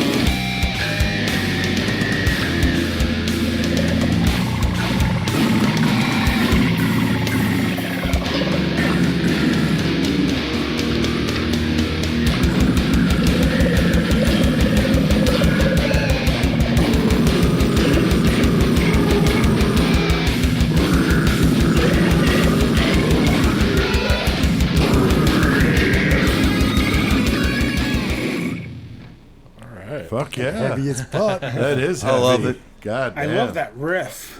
Hell yeah, man. Yeah, that's Well, I knew sick, man. Cashman was the guy for the job. That's sick, man. Right, That's right. cool. So, so you programmed the drums, Yeah, Bonesaw, yeah. and then did some vocals, Yep. and then Joey, you just played guitar. He did You guitar and vo- bass. Okay. Yeah. Yeah, he Alright. sent me the drums for it. I did guitar and bass, and then I went back over there. Alan came up, did vocals. Greg did his vocals. Awesome. Yeah, Yep. Josh Very helped cool. us. Yep. Josh Ogden. Ogball Studios. Yep. Helped mix Oddball it down. Studios. Colfax. Very, very cool, man. That's And awesome. Shawback was there hanging out with us too that I was night. drinking. No. How many? Shocker. How many songs are you doing, or you have? There's 5 on this. I'm going to do 4 5-song EPs. The Okay. first kind, the Right second on. kind, the third kind, the fourth kind. Nice. Okay. Hell yeah. Nice. Very cool, man. So Greg, I got too many other things going on, so. Got interspecies erotica. You got a lot of shit going on. Yeah. So, well, very cool, dude. I think that's always nice to get local stuff in here, and of course, you've been a friend for a long time, and we always support whatever you're doing. And so I appreciate it. Keep us posted, dude. Will do. Now on some metal news here, CK, we got a couple of deaths, and then actually a third Yeah. one came Yeah, in just literally came while we were in. on Yeah. the show. Joey, what's the one that just broke that you were talking? Power Trip's vocalist. Riley Yeah. Gale. No way. Power Trip, 34 yeah. years old. Yeah, Yeah. he just they Are you just serious? Yeah, they just released the statement from the band like literally 10 minutes ago or something. Yeah, like, that's just crazy, realized man. Just now, yeah. Did they say from what? No, No, they they didn't say haven't said. anything. Wow. Fuck. Yeah. I That's love those fucked up. guys. Yeah. I know, I do too. I get to see them with Exodus. They were badass. Yeah. Saw him at fucking FTA. Yeah, dude. they're They were amazing, fucking man. awesome as shit, man. Also, Quiet Riot drummer CK Frankie Benally. That was Frankie a tough Benally. one. And people Cancer, say of course. Frankie Vinali from Quiet Riot. He was a monster fucking drummer. Yeah. Yeah. He played in Wasp. He did sessions for other bands. Yeah. He was like AJ Perra from Twisted Sister. He Right. wasn't given enough credit that he should have Yeah. been given. He actually filled in with Twisted Sister on a show too. Oh, yeah, really? Yep. When Mike Portnoy was Yep. sick, he filled in for one show. But he had cancer, pancreatic cancer, and he was only expected to live 6 months, and Yeah, he hung in for he a lived, while. he lived over a year, and Yeah. he looked like he was doing okay. Then he was in the hospital for a couple weeks, Yeah, it got turned south. and then had a couple of strokes, and they probably came home because they knew he was probably about ready to pass, and Yeah, that's so sad. yeah. And then Pete Best, bass player of UFO, Pete Way. Fastway. Pete Way. Pete Way, I'm sorry. Been a long week. Yeah. Yeah, From UFO, he also had his own band, Wasted. right. And he was co-founder of Fastway with Fast Eddie Clark from Motorhead. Which Fastway did the Trick or Treat soundtrack. My favorite Fastway Yes. album. Yeah. I fucking love it. So good. I remember seeing them open for, I think, Iron Maiden, Oh, if I'm hell not yeah. mistaken. That That was would be badass. Fucking awesome. Yeah, that was good back in the day. And there's So always sad to hear that, man. and there's a couple of new releases that are coming out next Yeah. month or so. What's up? New Devil Driver in October. Nice. Nice. Mastodon Medium Rarities, which is B-sides and rare songs. Hell yeah. Let me see what else. Give me one quick second. Necrot next Yeah, week. they're really good. Yeah, I saw Necrot's them in fucking Chicago. good. Yeah. New wave of British heavy metal band way back from the 80s who are still around, Raven. Oh wow. Oh, goddamn. I didn't even Armored know they were Saint. still together. Yeah, they're still around. They their last couple albums really kick ass. Armored Saint in October, and Zach Sabbath, which is Zach Wild, and a band that he has doing the first Black Sabbath album, re-recording the first Black Sabbath really? album. No shit. I didn't even hear That'd that. be cool. That's very And cool. we just found out today, November 6th, the new Fates Warning will be Yeah, out. Long Day, Good Night. That's going to be awesome. The new song They're- is really good that they put and out.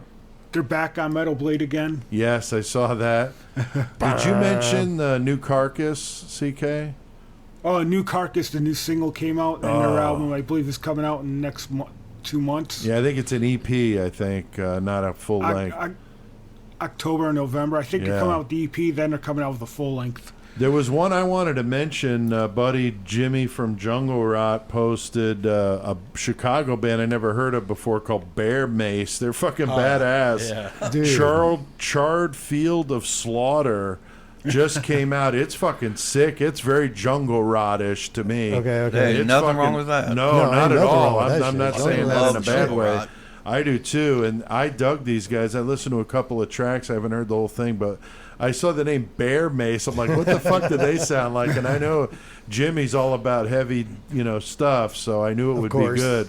And yeah, it's worth a listen. Brand new stuff that just came out from them, but they're a Chicago band, so that's all cool. Very, very cool. CK, of course, you got your Thursday live event you're doing at 5:30 p.m. Central Time on Thursday. And my live event, very slightly on time, but shoot for 4:20 Central Time. But it doesn't always work out that way with my schedule. But we're doing those, and we try to get in on that stuff because I think it makes it fun, and the listeners like that sort of thing. So if you guys want to listen to CK do some reviews, 2 minutes to CK on Thursdays, and then my Friday 4:20. And talking about what's going on and putting out things, contests, giveaway shit, all sorts of reasons to go check that out. Fucking right. Now, speaking of local stuff, Joey, Chris, Bonesaw, you guys were at that show in Onarga, Illinois on Saturday. How was that? Fucking fire, dude. Was it good? was a Some good good time. bands played there. Who was all there? 6 of us played Interspecies Erotica, They sucked. Goremonger, our buddies Indulge Devour, then Blood Feud, A Treachery Untold, and Chalk. Nice. Yep. Very cool. Good time, it looked like. Oh, yeah. Yeah. Yeah, It was nice to fucking see great. everybody and hang out again. Yeah, I could see that. It was like tons of the local friends getting together finally. It's again like through finally, this COVID like even shit. coming from like a couple hours away just because Yeah. this That's needs cool. to happen, bro. So it was pretty fucking awesome, man. That's very cool. time. Yeah, That's we had very like cool. Alex from Crotch Ripper came out from Oh, Fox nice. News He was- and nice. Squash. He was talking about he's got some insidious squelching penetration fucking shit that he's working on and shit too. Awesome. So Yep. and him and Eric are working on some new New Crotch Ripper Ripper album. shit. Oh, very Yeah, cool. so- And I was pleasantly surprised last week. I got a call from Juan Molina of Blessed with Pain back in the day, a Central Illinois band. And they're close to heart for me because that's who we did our first show with, February 6, 1999. When I was in Low 12, those guys played with us. And we did so many good shows together. But Juan got a hold of me. He's a listener. He loves the show. He wants to support the show. And he wants to put out the word that Blessed with Pain's got some new music coming. That's amazing. Very cool. Those guys have been Yeah, around yeah, for dude. fucking ever. And so that's really good to hear that Juan's back in the saddle and they've got new music. And so Juan is running an ad, 2 months worth of ads for the new Blessed with Pain on the show. So we'll be playing that and you I get hon- to hear some of that. I honestly So, think Juan was the first time I ever seen a drummer do vocals as well live. pretty I think amazing, Juan was yeah. the first time I ever seen Yeah, that. you don't see it much. I mean, CK, the band Exciter's the one that comes to Exciter. mind from Canada. But Juan, you didn't get to see him, but Juan was a very good drummer and also sang. And that's not easy to do, as you know, as a No. drummer. That's not easy. Bonesaw, it's difficult. So backing vocals is one thing, but He lead full-on vocals fucking as a lead drummer, vocals, yeah. that's pretty badass. So, all right. Well, I think we schooled these guys on some fucking metal tonight. So, CK, what the fuck do we need to do, buddy? Mayhem, motherfuckers. Hell yeah.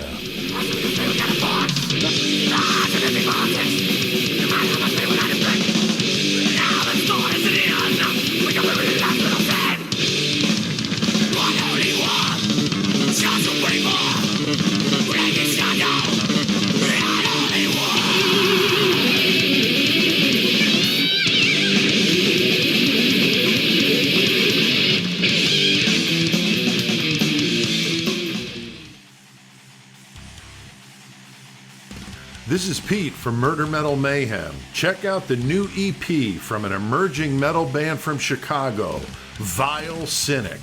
Their new Agony EP is a bludgeoning mix of death and thrash metal that will melt your fucking face off like 666 suns. You can stream or purchase their Agony EP now on all major services like Apple Music, Spotify, Google, and YouTube. Don't miss this slab of sickness from Vile Cynic. Go listen to their Agony EP today and find yourself throwing up the horns and banging your head. Murder Metal Mayhem has approved this message. Fuck yeah, man. Vile Cynic. Shit. Hell yeah. Hell yeah, you got to support the underground, and those guys are a Chicago band and supporters of the show, and been seeing them at some of the shows you guys have done. Definitely been out to your place, They're Greg. fucking amazing, man. Jake and the boys tear it up. Hell yeah, they do. So go Love pick Vile up Cynic. that new Vile Cynic, man. It's good stuff. And we, of course, still have CK here with us and Bonesaw. Fuck and yeah. We're fucking throwing down. We're in Mayhem now, guys. So before that Vile Cynic commercial, of course, was Athiest with the song Unholy Wars, which is fucking sick, man. Those guys are so fucking good. I did see some, I meant to mention earlier, I was listening to some Atheists like earlier today, and I didn't check the video out because I was at work, but YouTube 5 days ago, they put out a playthrough video. You know how everybody's doing the Zoom videos? Those are cool. Yeah, they did the playthrough video with everybody on Zoom for Mother Man, I think it was. But yeah, I haven't checked it out yet, but just throwing that out there, check that out. Oh, that's cool. Fucking why not? I like that kind of yeah, stuff. that playthrough shit's fucking cool, man. Yeah, that song Unholy Wars, though, is badass. Now, the first listener to email me when you hear this at pete@murdermetalmayhem.com by Saturday, August 29th, 2020, with the name of the Athiest song we just played, wins the 3rd spot on the Hellcoming contest. So good luck. Very simple question, but if you're the Super first simple, one, man. if Super you're the simple. first one, then It's an open book test. then you get it. So. Yeah, definitely. Now, I had to mention something here because I don't normally, I've never had this happen. I mean, we've been doing the show, we're on 109 episodes now, and I've never had something like this happen before, and it's kind of cool that you guys are here with me because I had this envelope taped to my front door. I have no idea what the deal is with this, but it's got your name on it, Bonesaw. So I need you to open that and tell me what's in there because I don't know what's going on. It's a federal crime to open somebody else's mail, right? Right. It just addressed the Bonesaw. I don't know what the deal is. He's opening it now, What the fuck? and he's going to read it to It's a us. court summons. Yeah, right? I hope not. Yeah, Bonesaw, you can read, right?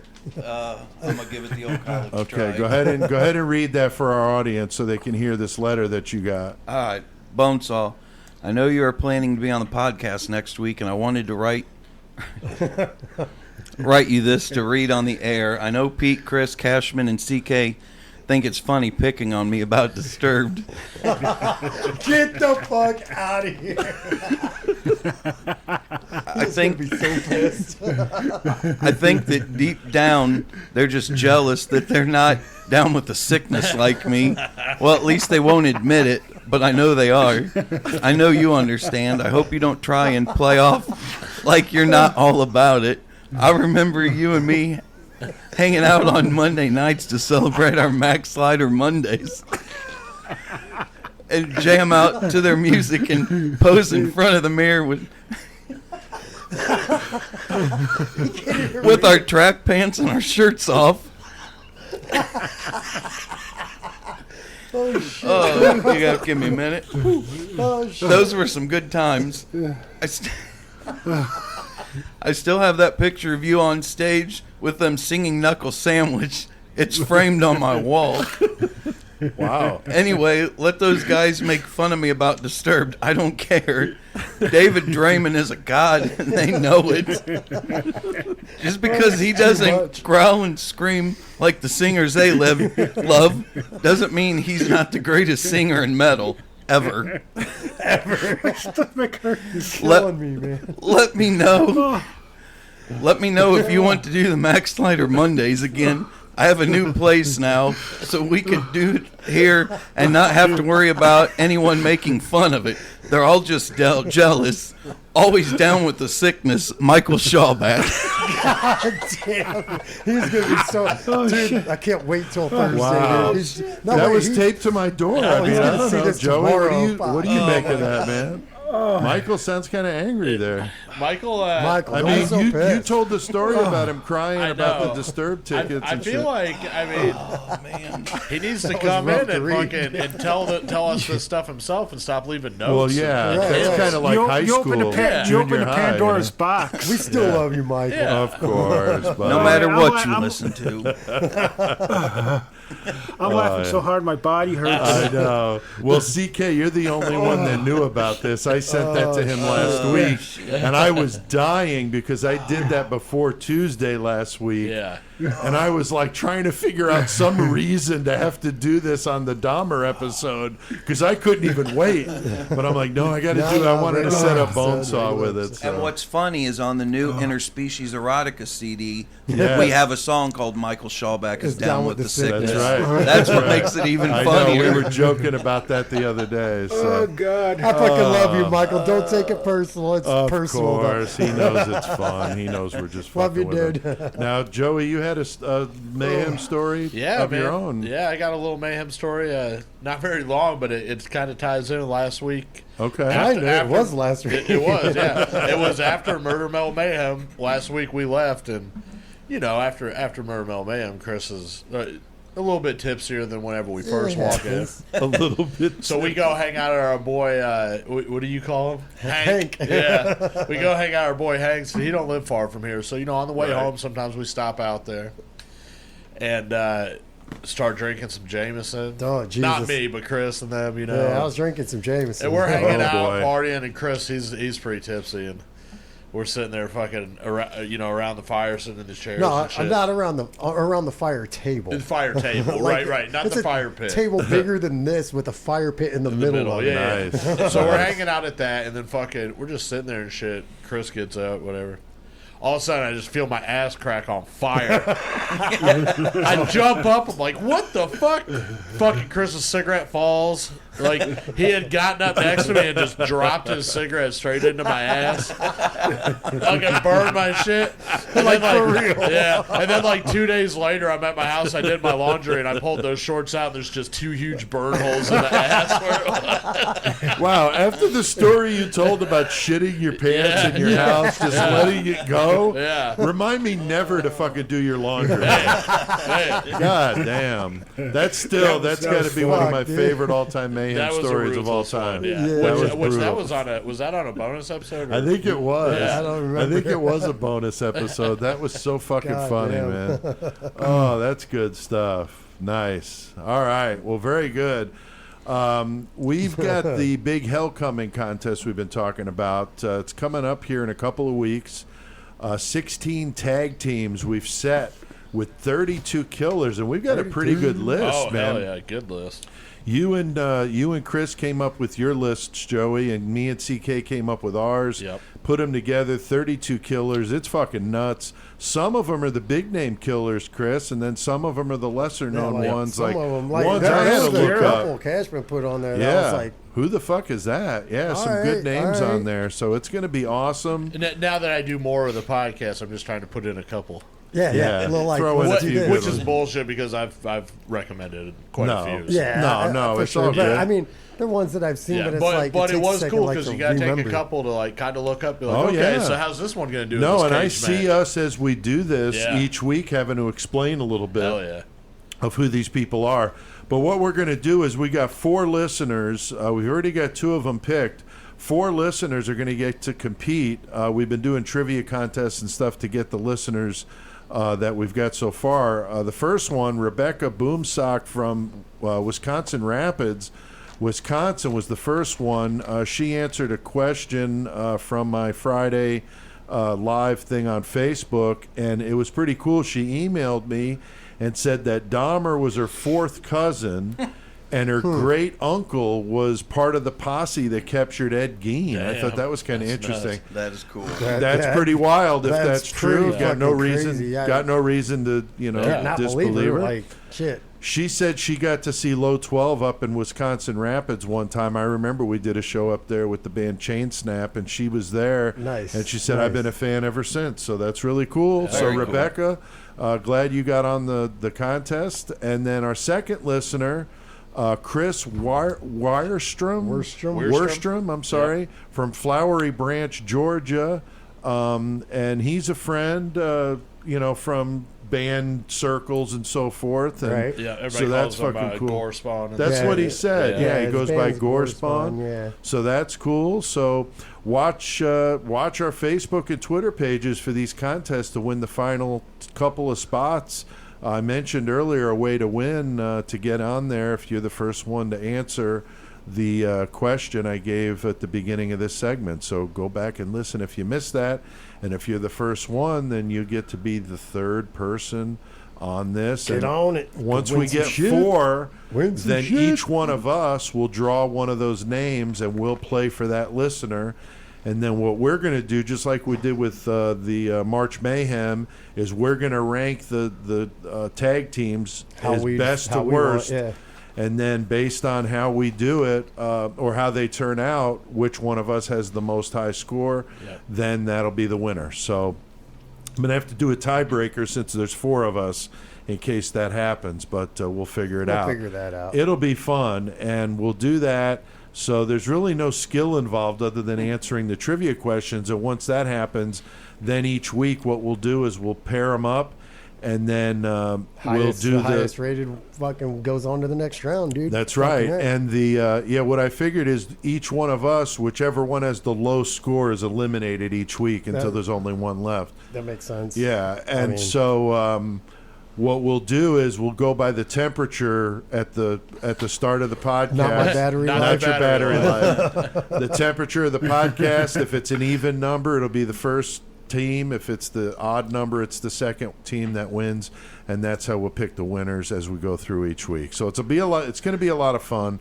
and we are looking for sponsors for that.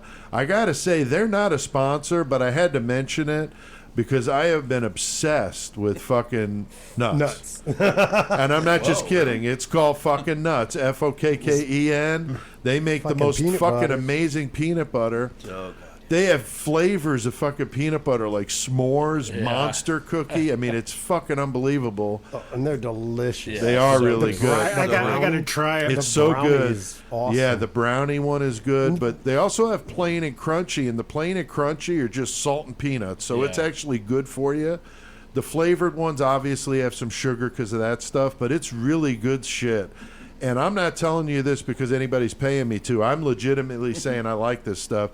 I did talk to them about fucking sponsoring the Hellcoming, so hopefully they take us up on it because it would be fucking nuts if fucking nuts did that. So I mean, it's perfectly nuts. made for our podcast because we say fuck an awful lot. And it was As like, I have been okay, told, I use fuck It's- as a comma. And like 4 weeks ago, we walk in and Pete's got like fucking 8 of these containers. Yeah. Of this, so it's been in his mind for a while. Oh so. yeah. I mean, and it's funny because I saw it on Facebook and I was like, "Fucking nuts! Are you kidding Yeah. me?"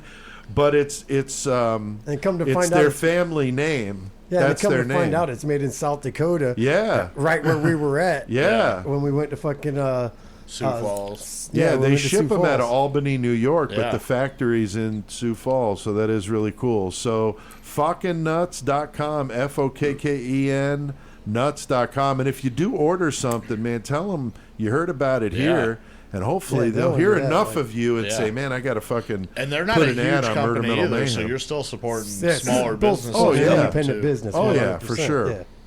All right. Hail Satan. Now we got a killer cage match to Killer get to cage tonight. match. Got 70 killers, 70 objects for them to fight with. Our listeners get to pick the killers and the objects. And Chris, we got some listeners to thank.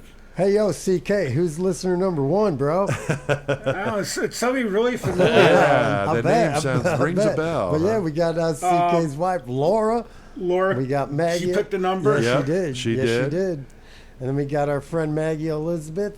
And then we got our friend Rick Ring Ding Ding. That's right. Rick Ring from Tasmania from the band Gape. He's a big listener. And so those 3 gave us our random numbers. I'm hearing a lot of Kovacs today because I'm talking to CK. His wife's picking numbers. I read a story today where the character's name was Kovac. Yes, you did.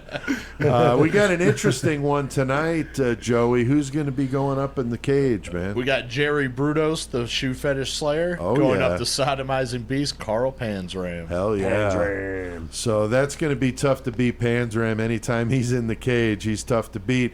Now they're going to be fighting to death in a cage with two objects, CK. What do they have to fight with this time?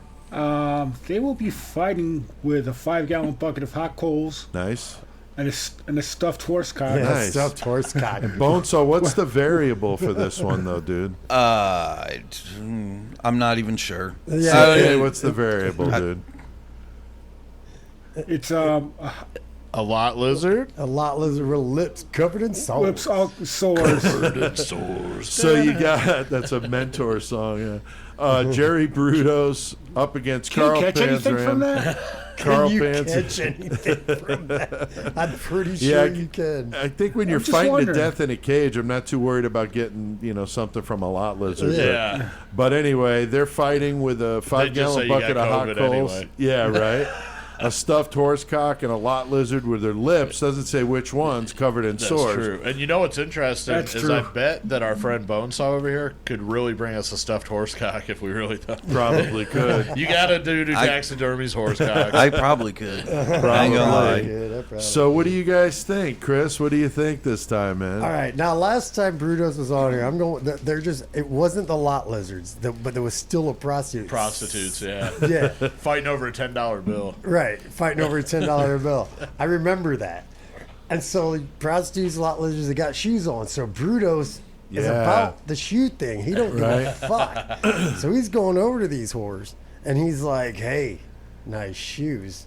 Now while that's happening, fucking Panzram's just starting a fire with the Dude, bucket. I wouldn't be turning my back on Panzram That's to what I'm talk to a saying. lot lizard, dude. Panzram's Wow. fucking taking that bucket of hot coals, laying it Oh. out, putting some wood on top, lighting a fire, fucking taking that stuffed horsecock, sodomizing motherfucking Brudos. Yeah. That's what he does. He sodomizes. Right, And but then he's isn't gonna- he the sodomizer? I mean, would he be using a horsecock to do that, or? I mean, I think he used other things as well. Yeah, okay. I mean, I'm pretty. Yeah, he used other things. As But well. it's there. Why not use Might it? as Exactly. well. I mean, yeah, it's I'm giving available. I'm giving it to Panzram. The fucking lot lizards just got some money from Brudos for their shoes, or they died. Brudos killed them for their shoes. Okay. And then but while that's going While on, that's going on, Panzram's- Panzram's back there doing his thing, Okay. and he just kills him, sodomizes him, burns him. Okay. Panzram wins. Bonesaw, what do you think, dude? You got anything to contribute to that scenario? I'm going with Panzram doing something bizarre with a bucket of hot coals Right? because I don't know. All he does is cause pain. Yeah. And I don't know if anybody's fell in a fire of hot coals. I have. And I have too. It is fucking brutal. I mean, I'm sure it's similar not- to having a not cigarette lately. drop down your ass crack, right, Joey? Yeah. What do you think with this one, It Joey? wakes you up, I'll tell you that.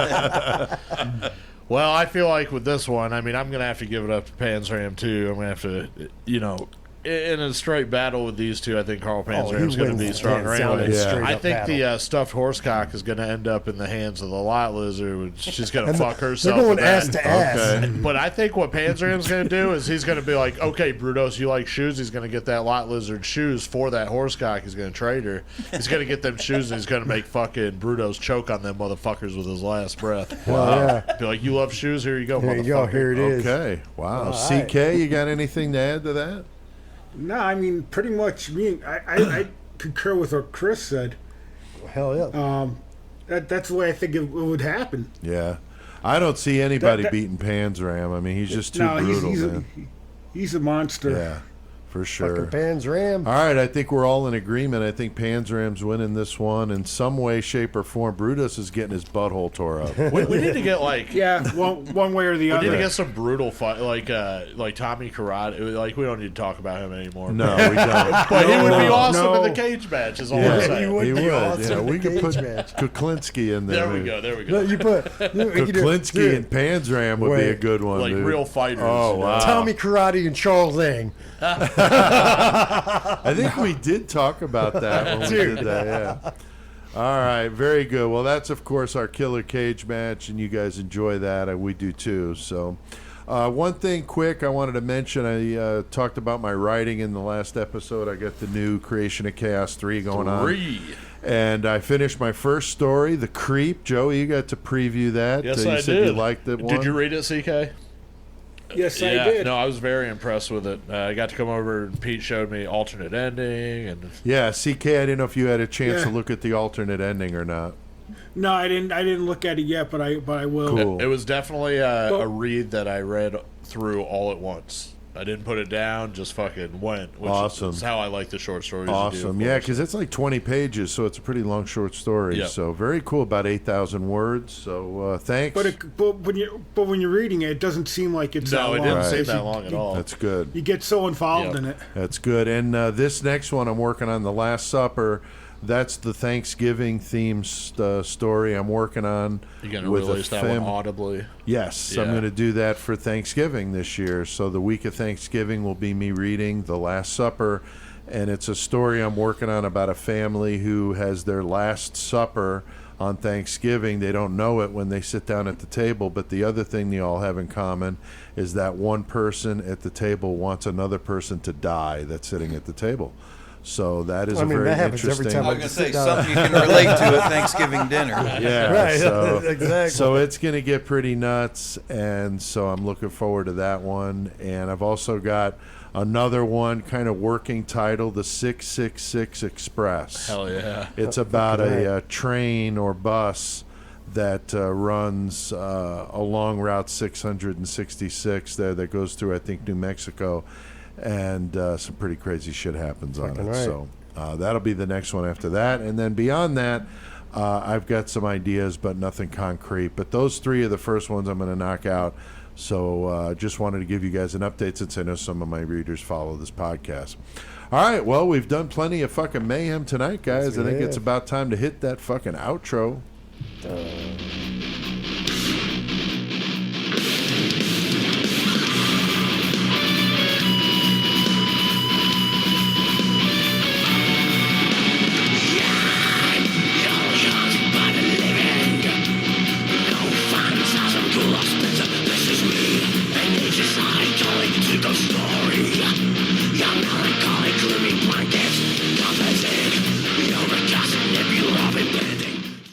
Oh, man. Carcass, living dead at the Manchester morgue. Still brutal after 30 plus something years. Damn, Jeff Walker with those vocals, holy shit, fucking sick. His bass is fucking sounded thumping on this song too.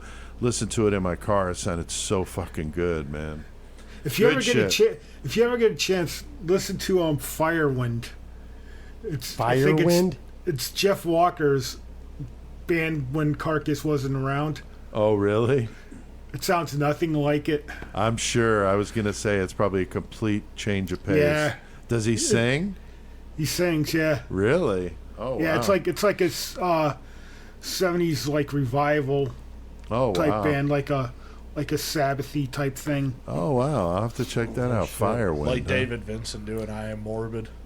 Yeah. Or David Vincent doing his country stuff. Yeah, that's what it is. Yeah.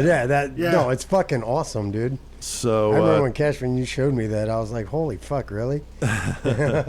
So the bumper music tonight by Athiest, Incinerate, Carcass, and of course Greg's Alien Cattle Conspiracy played Thank that you, whole Greg. track. And thanks Bonesaw for coming in and hanging out with us tonight. Thanks. It was a fucking blast. Hope you Oh, had yeah. fun. Hope- I did. you Can't had wait fun. for you to do it again, dude. Yeah, I'll come back It's whenever always you a want. good time. Had to pry you off the couch to get you over Yeah. here. You'll be back here Thursday, though. We're Oh, filming yeah. our Murder Metal Mayhem commercial. Oh, shit. That's going to be awesome. And CK, you're going to be in it on your end, and we're going to do Yep. it here. And it's a poser disposal service commercial tying in with Murder Metal Mayhem. It's going to be really funny. So, and the cool thing about it is those fans from back in the heavycore days that have the Roasting Posers DVD. We did the funny commercials on that, and that was from when did we do that, Greg? 2003, October 16th, I think. Wow, 2003 Goddamn, you remember to the date and all that Remember shit. that shit. Damn, son. What's that, Damn. 17 years ago? Yeah. But we did it back then, and we did these funny Poser Disposal Service commercials, and Greg and I, or Bonesaw and I, were talking about that because we did it out at your house, and we were talking about the guy that played the poser that we abducted, and he is going to be here. He's going to do it again. Josh Ward. Reprising the role. Reprising the role. Is ready. He's psyched, and He's Joey's stoked. making him a shirt, a special shirt that he's going to wear. Yep. And the funny thing is, in the original 17 years ago, he was like a scrawny dude, and now Bonesaw, he's like an MMA fighter or he's some a cage shit. fighter, dude. So that Goddamn. should be pretty interesting. Hopefully, it doesn't beat the piss out of us. Yeah, here. I hope not. But it Yeah, should be yeah. interesting. And he was excited when we asked him about he it. was That super was great. stoked. That's really cool. So that'll be a lot of fun, and we'll have that, of course, on YouTube. Dude, talking about the poser thing, the documentary we watched. Oh, you know, yeah. Get when they were thrashed. talking about Paul Bailoff and he had those hedge Yes. clippers and he painted teeth And on them and yeah, would cut dude, off the the people's fringes in his pants. jacket. I was like, Yeah, that was "Oh, really shit." good. Yeah, Get Thrashed. That was really That shit good. had me That's from dying. 2006, but it was It's just fucking first time awesome. I'd ever seen it. Just like it was on fucking Prime. Oh, just yeah. like, No, watching that was fuck it. amazing. That was amazing. good. And I know we don't normally do this, but I don't want to leave this episode to go without you guys. You were talking about something you were pissed you missed about the Danny Rolling stuff. What was it you wanted to add while we yeah, got everybody great. here? That Danny Rolling was talking about when he did the killings, he was under the influence of an alternate ego Like or demon. alternate personality called Gemini. Gemini, Right. which we put together, was from Exorcist Yep. 3, Right. which was also Jeffrey Dahmer's favorite movie and Right. shit, which was pretty fucked up. man. Right, that is pretty fucked up because Exorcist 3 really should have been called Legion, and that's a whole different story for a Right. different conversation. But yeah, Dahmer's favorite movie, and then the Gemini and of course, character. Dahmer wasn't caught at that point either. Right. So No. it's not like Rolling knew that, so that's just a Right. complete Yeah, coincidence. that It is fucking crazy. Yeah, it is really crazy. So I didn't want to leave that No, go. yeah, thanks for fucking So pointing mentioning that out. that, so. yeah.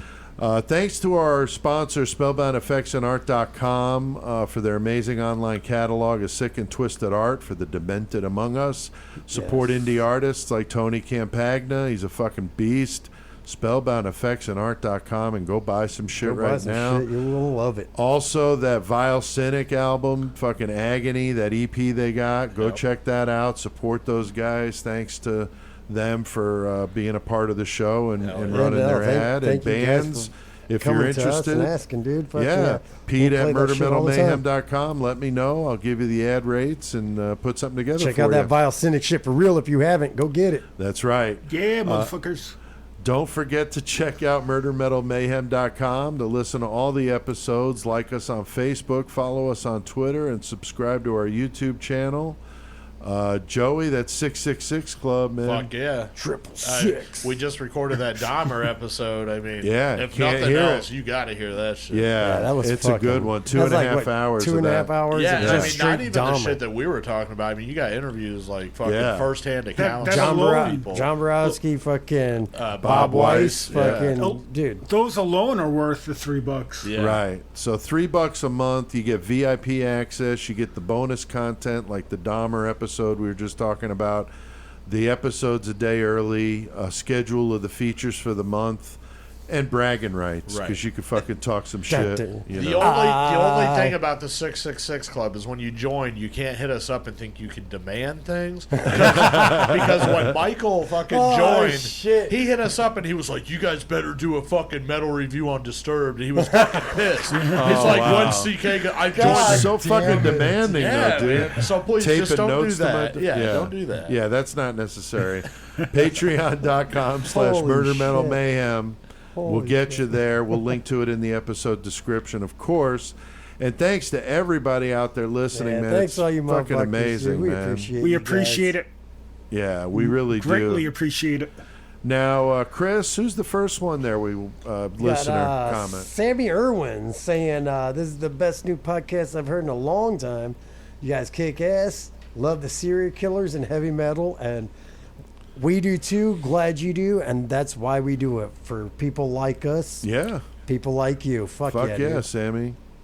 Bonesaw, you want to read the next one? There, dude? Yes, from Donna Kilborn 77 commented, The episode of the Moors murders was really good. I've always been fascinated with that case. Yeah. That's a fucking nuts ass case. That The was a way he, good one. Yeah, we get some UK listeners digging on that stuff. That's for sure. I'm sure, and the way Ian fucking took Meyer and just like, I feel like he Yeah. kind of brainwashed her. I feel like a little bit. It's but pretty yeah. interesting case. So yeah, that's cool, Donna, that you like that case. Joey, what's the next one there, dude? Yolanda Murray said, I love the songs you play between parts of the show. Thanks for talking about new music coming out, and the Lost Classics are great too. Fuck yeah. What's super awesome about that is every one of us kind of has our own fucking, interests and taste. Yep. Right. But they're all in the metal genre, so we bring all that to the table. Oh yeah. 100%. Yeah, so You we can make it spread go. all kinds of shit out and learn Yeah. new shit for ourselves as well. Exactly. And it's fun to do. Yeah. Right. CK, the last one. The last one is Metal for Life 666. This is the best true crime podcast out there. So many of my friends here in Dallas have been talking about it. I tried it and now I'm hooked. Nice. Go Dallas. Awesome. Well, Dallas has been in that top 10 cities listening for a while now, so there's no mistaking. We got a lot of people down there in Dallas digging Right on this down shit. the Somebody down in Dallas needs to get that 666 club going so y'all That's can right. hear that Dahmer episode. Yeah, you you do. really You're got to gonna hear like that. And we're doing Ramirez next. Fuck yeah.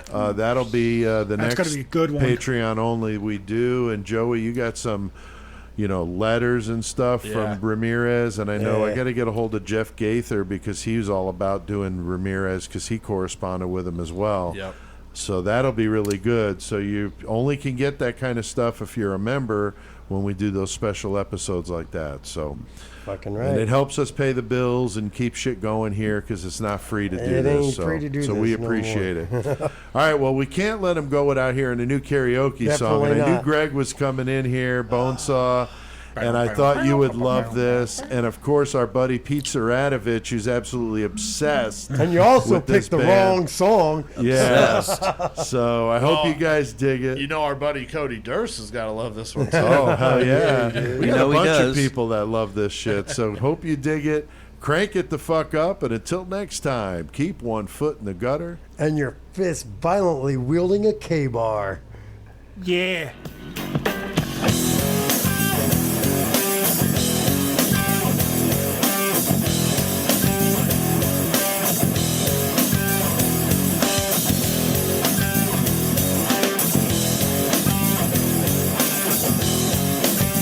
Check. 1, 2. I came into this world as a reject. Look into these eyes, then you see the size of the flame. Dwelling on the past, burning up my brain. Everyone that burns to learn from the pain. Hey, I think about the day my girl ran away with my pay when the fellas came to play. Now she's stuck with my homies and she fucked. I'm a sucker with the lump in my throat. Hey, like a chump, I'm like a chump, like a chump, like a chump. I'm like a chump, like a chump, like a chump. Should I be feeling bad? Should I be feeling good? It's kinda sad. I'm the laughing stock of the neighborhood, and you would think I'd be moving on, but I'm a sucker, like I said. Fucked up in the head, not. Maybe she just made a mistake, and I should give her a break. My heart'll ache either way. Hey, what the hell you want me to say? I won't lie, that I can't deny. I did it all for the nookie, so you can take the cookie. Shake it up yours, shake it up yours, shake it up yours, shake it up yours. I did it all for the nookie. You can take the cookie and stick it up yours, stick it up yours, stick it up yours, stick it up your ass. Why did it take so long? Why did I wait so long, huh? To figure it out, but I didn't, and I'm the only one underneath the sun who didn't get it. I can't believe that I could be deceived by my so-called girl, but in reality, had a hidden agenda. She put my tender heart in a blender till I surrendered. Hey, like a chump, I'm like a chump, like a chump, like a chump. I'm like a chump, like a chump, like a chump. I did it all for the nookie, so you can take the cookie. Shake it up yours, shake it up yours, shake it up yours, shake it up yours. I did it all for the nookie, so you can take the cookie. Shake it up yours, shake it up yours, shake it up yours, shake it up your ass. I'm only human. It's so easy for your friends to give you their advice. They'll just tell you, just let it go. It's easier said than done. I appreciate it, I do. But just fucking leave me alone. Leave me the fuck alone. Leave me alone. Nothing's gonna change, and you can't go away. And I'm just gonna stay here and always be the same. And nothing's gonna change, 'cause you can't go away. And I'm just gonna stay here and always be the same. Nothing's gonna change, 'cause you can't go away. Nothing's gonna stay here and always be the same. I did it all for the nookie, so you can take the cookie and stick it up your heart, stick it up your heart, stick it up your heart, stick it up your heart. I did it all for the nookie, so you can take the cookie and stick it up your heart, stick it up your heart, stick it up your heart, stick it up your ass, bitch. This one goes out to my buddy Pete Zaradovich, the biggest Limp Bizkit fan on the face of the fucking earth.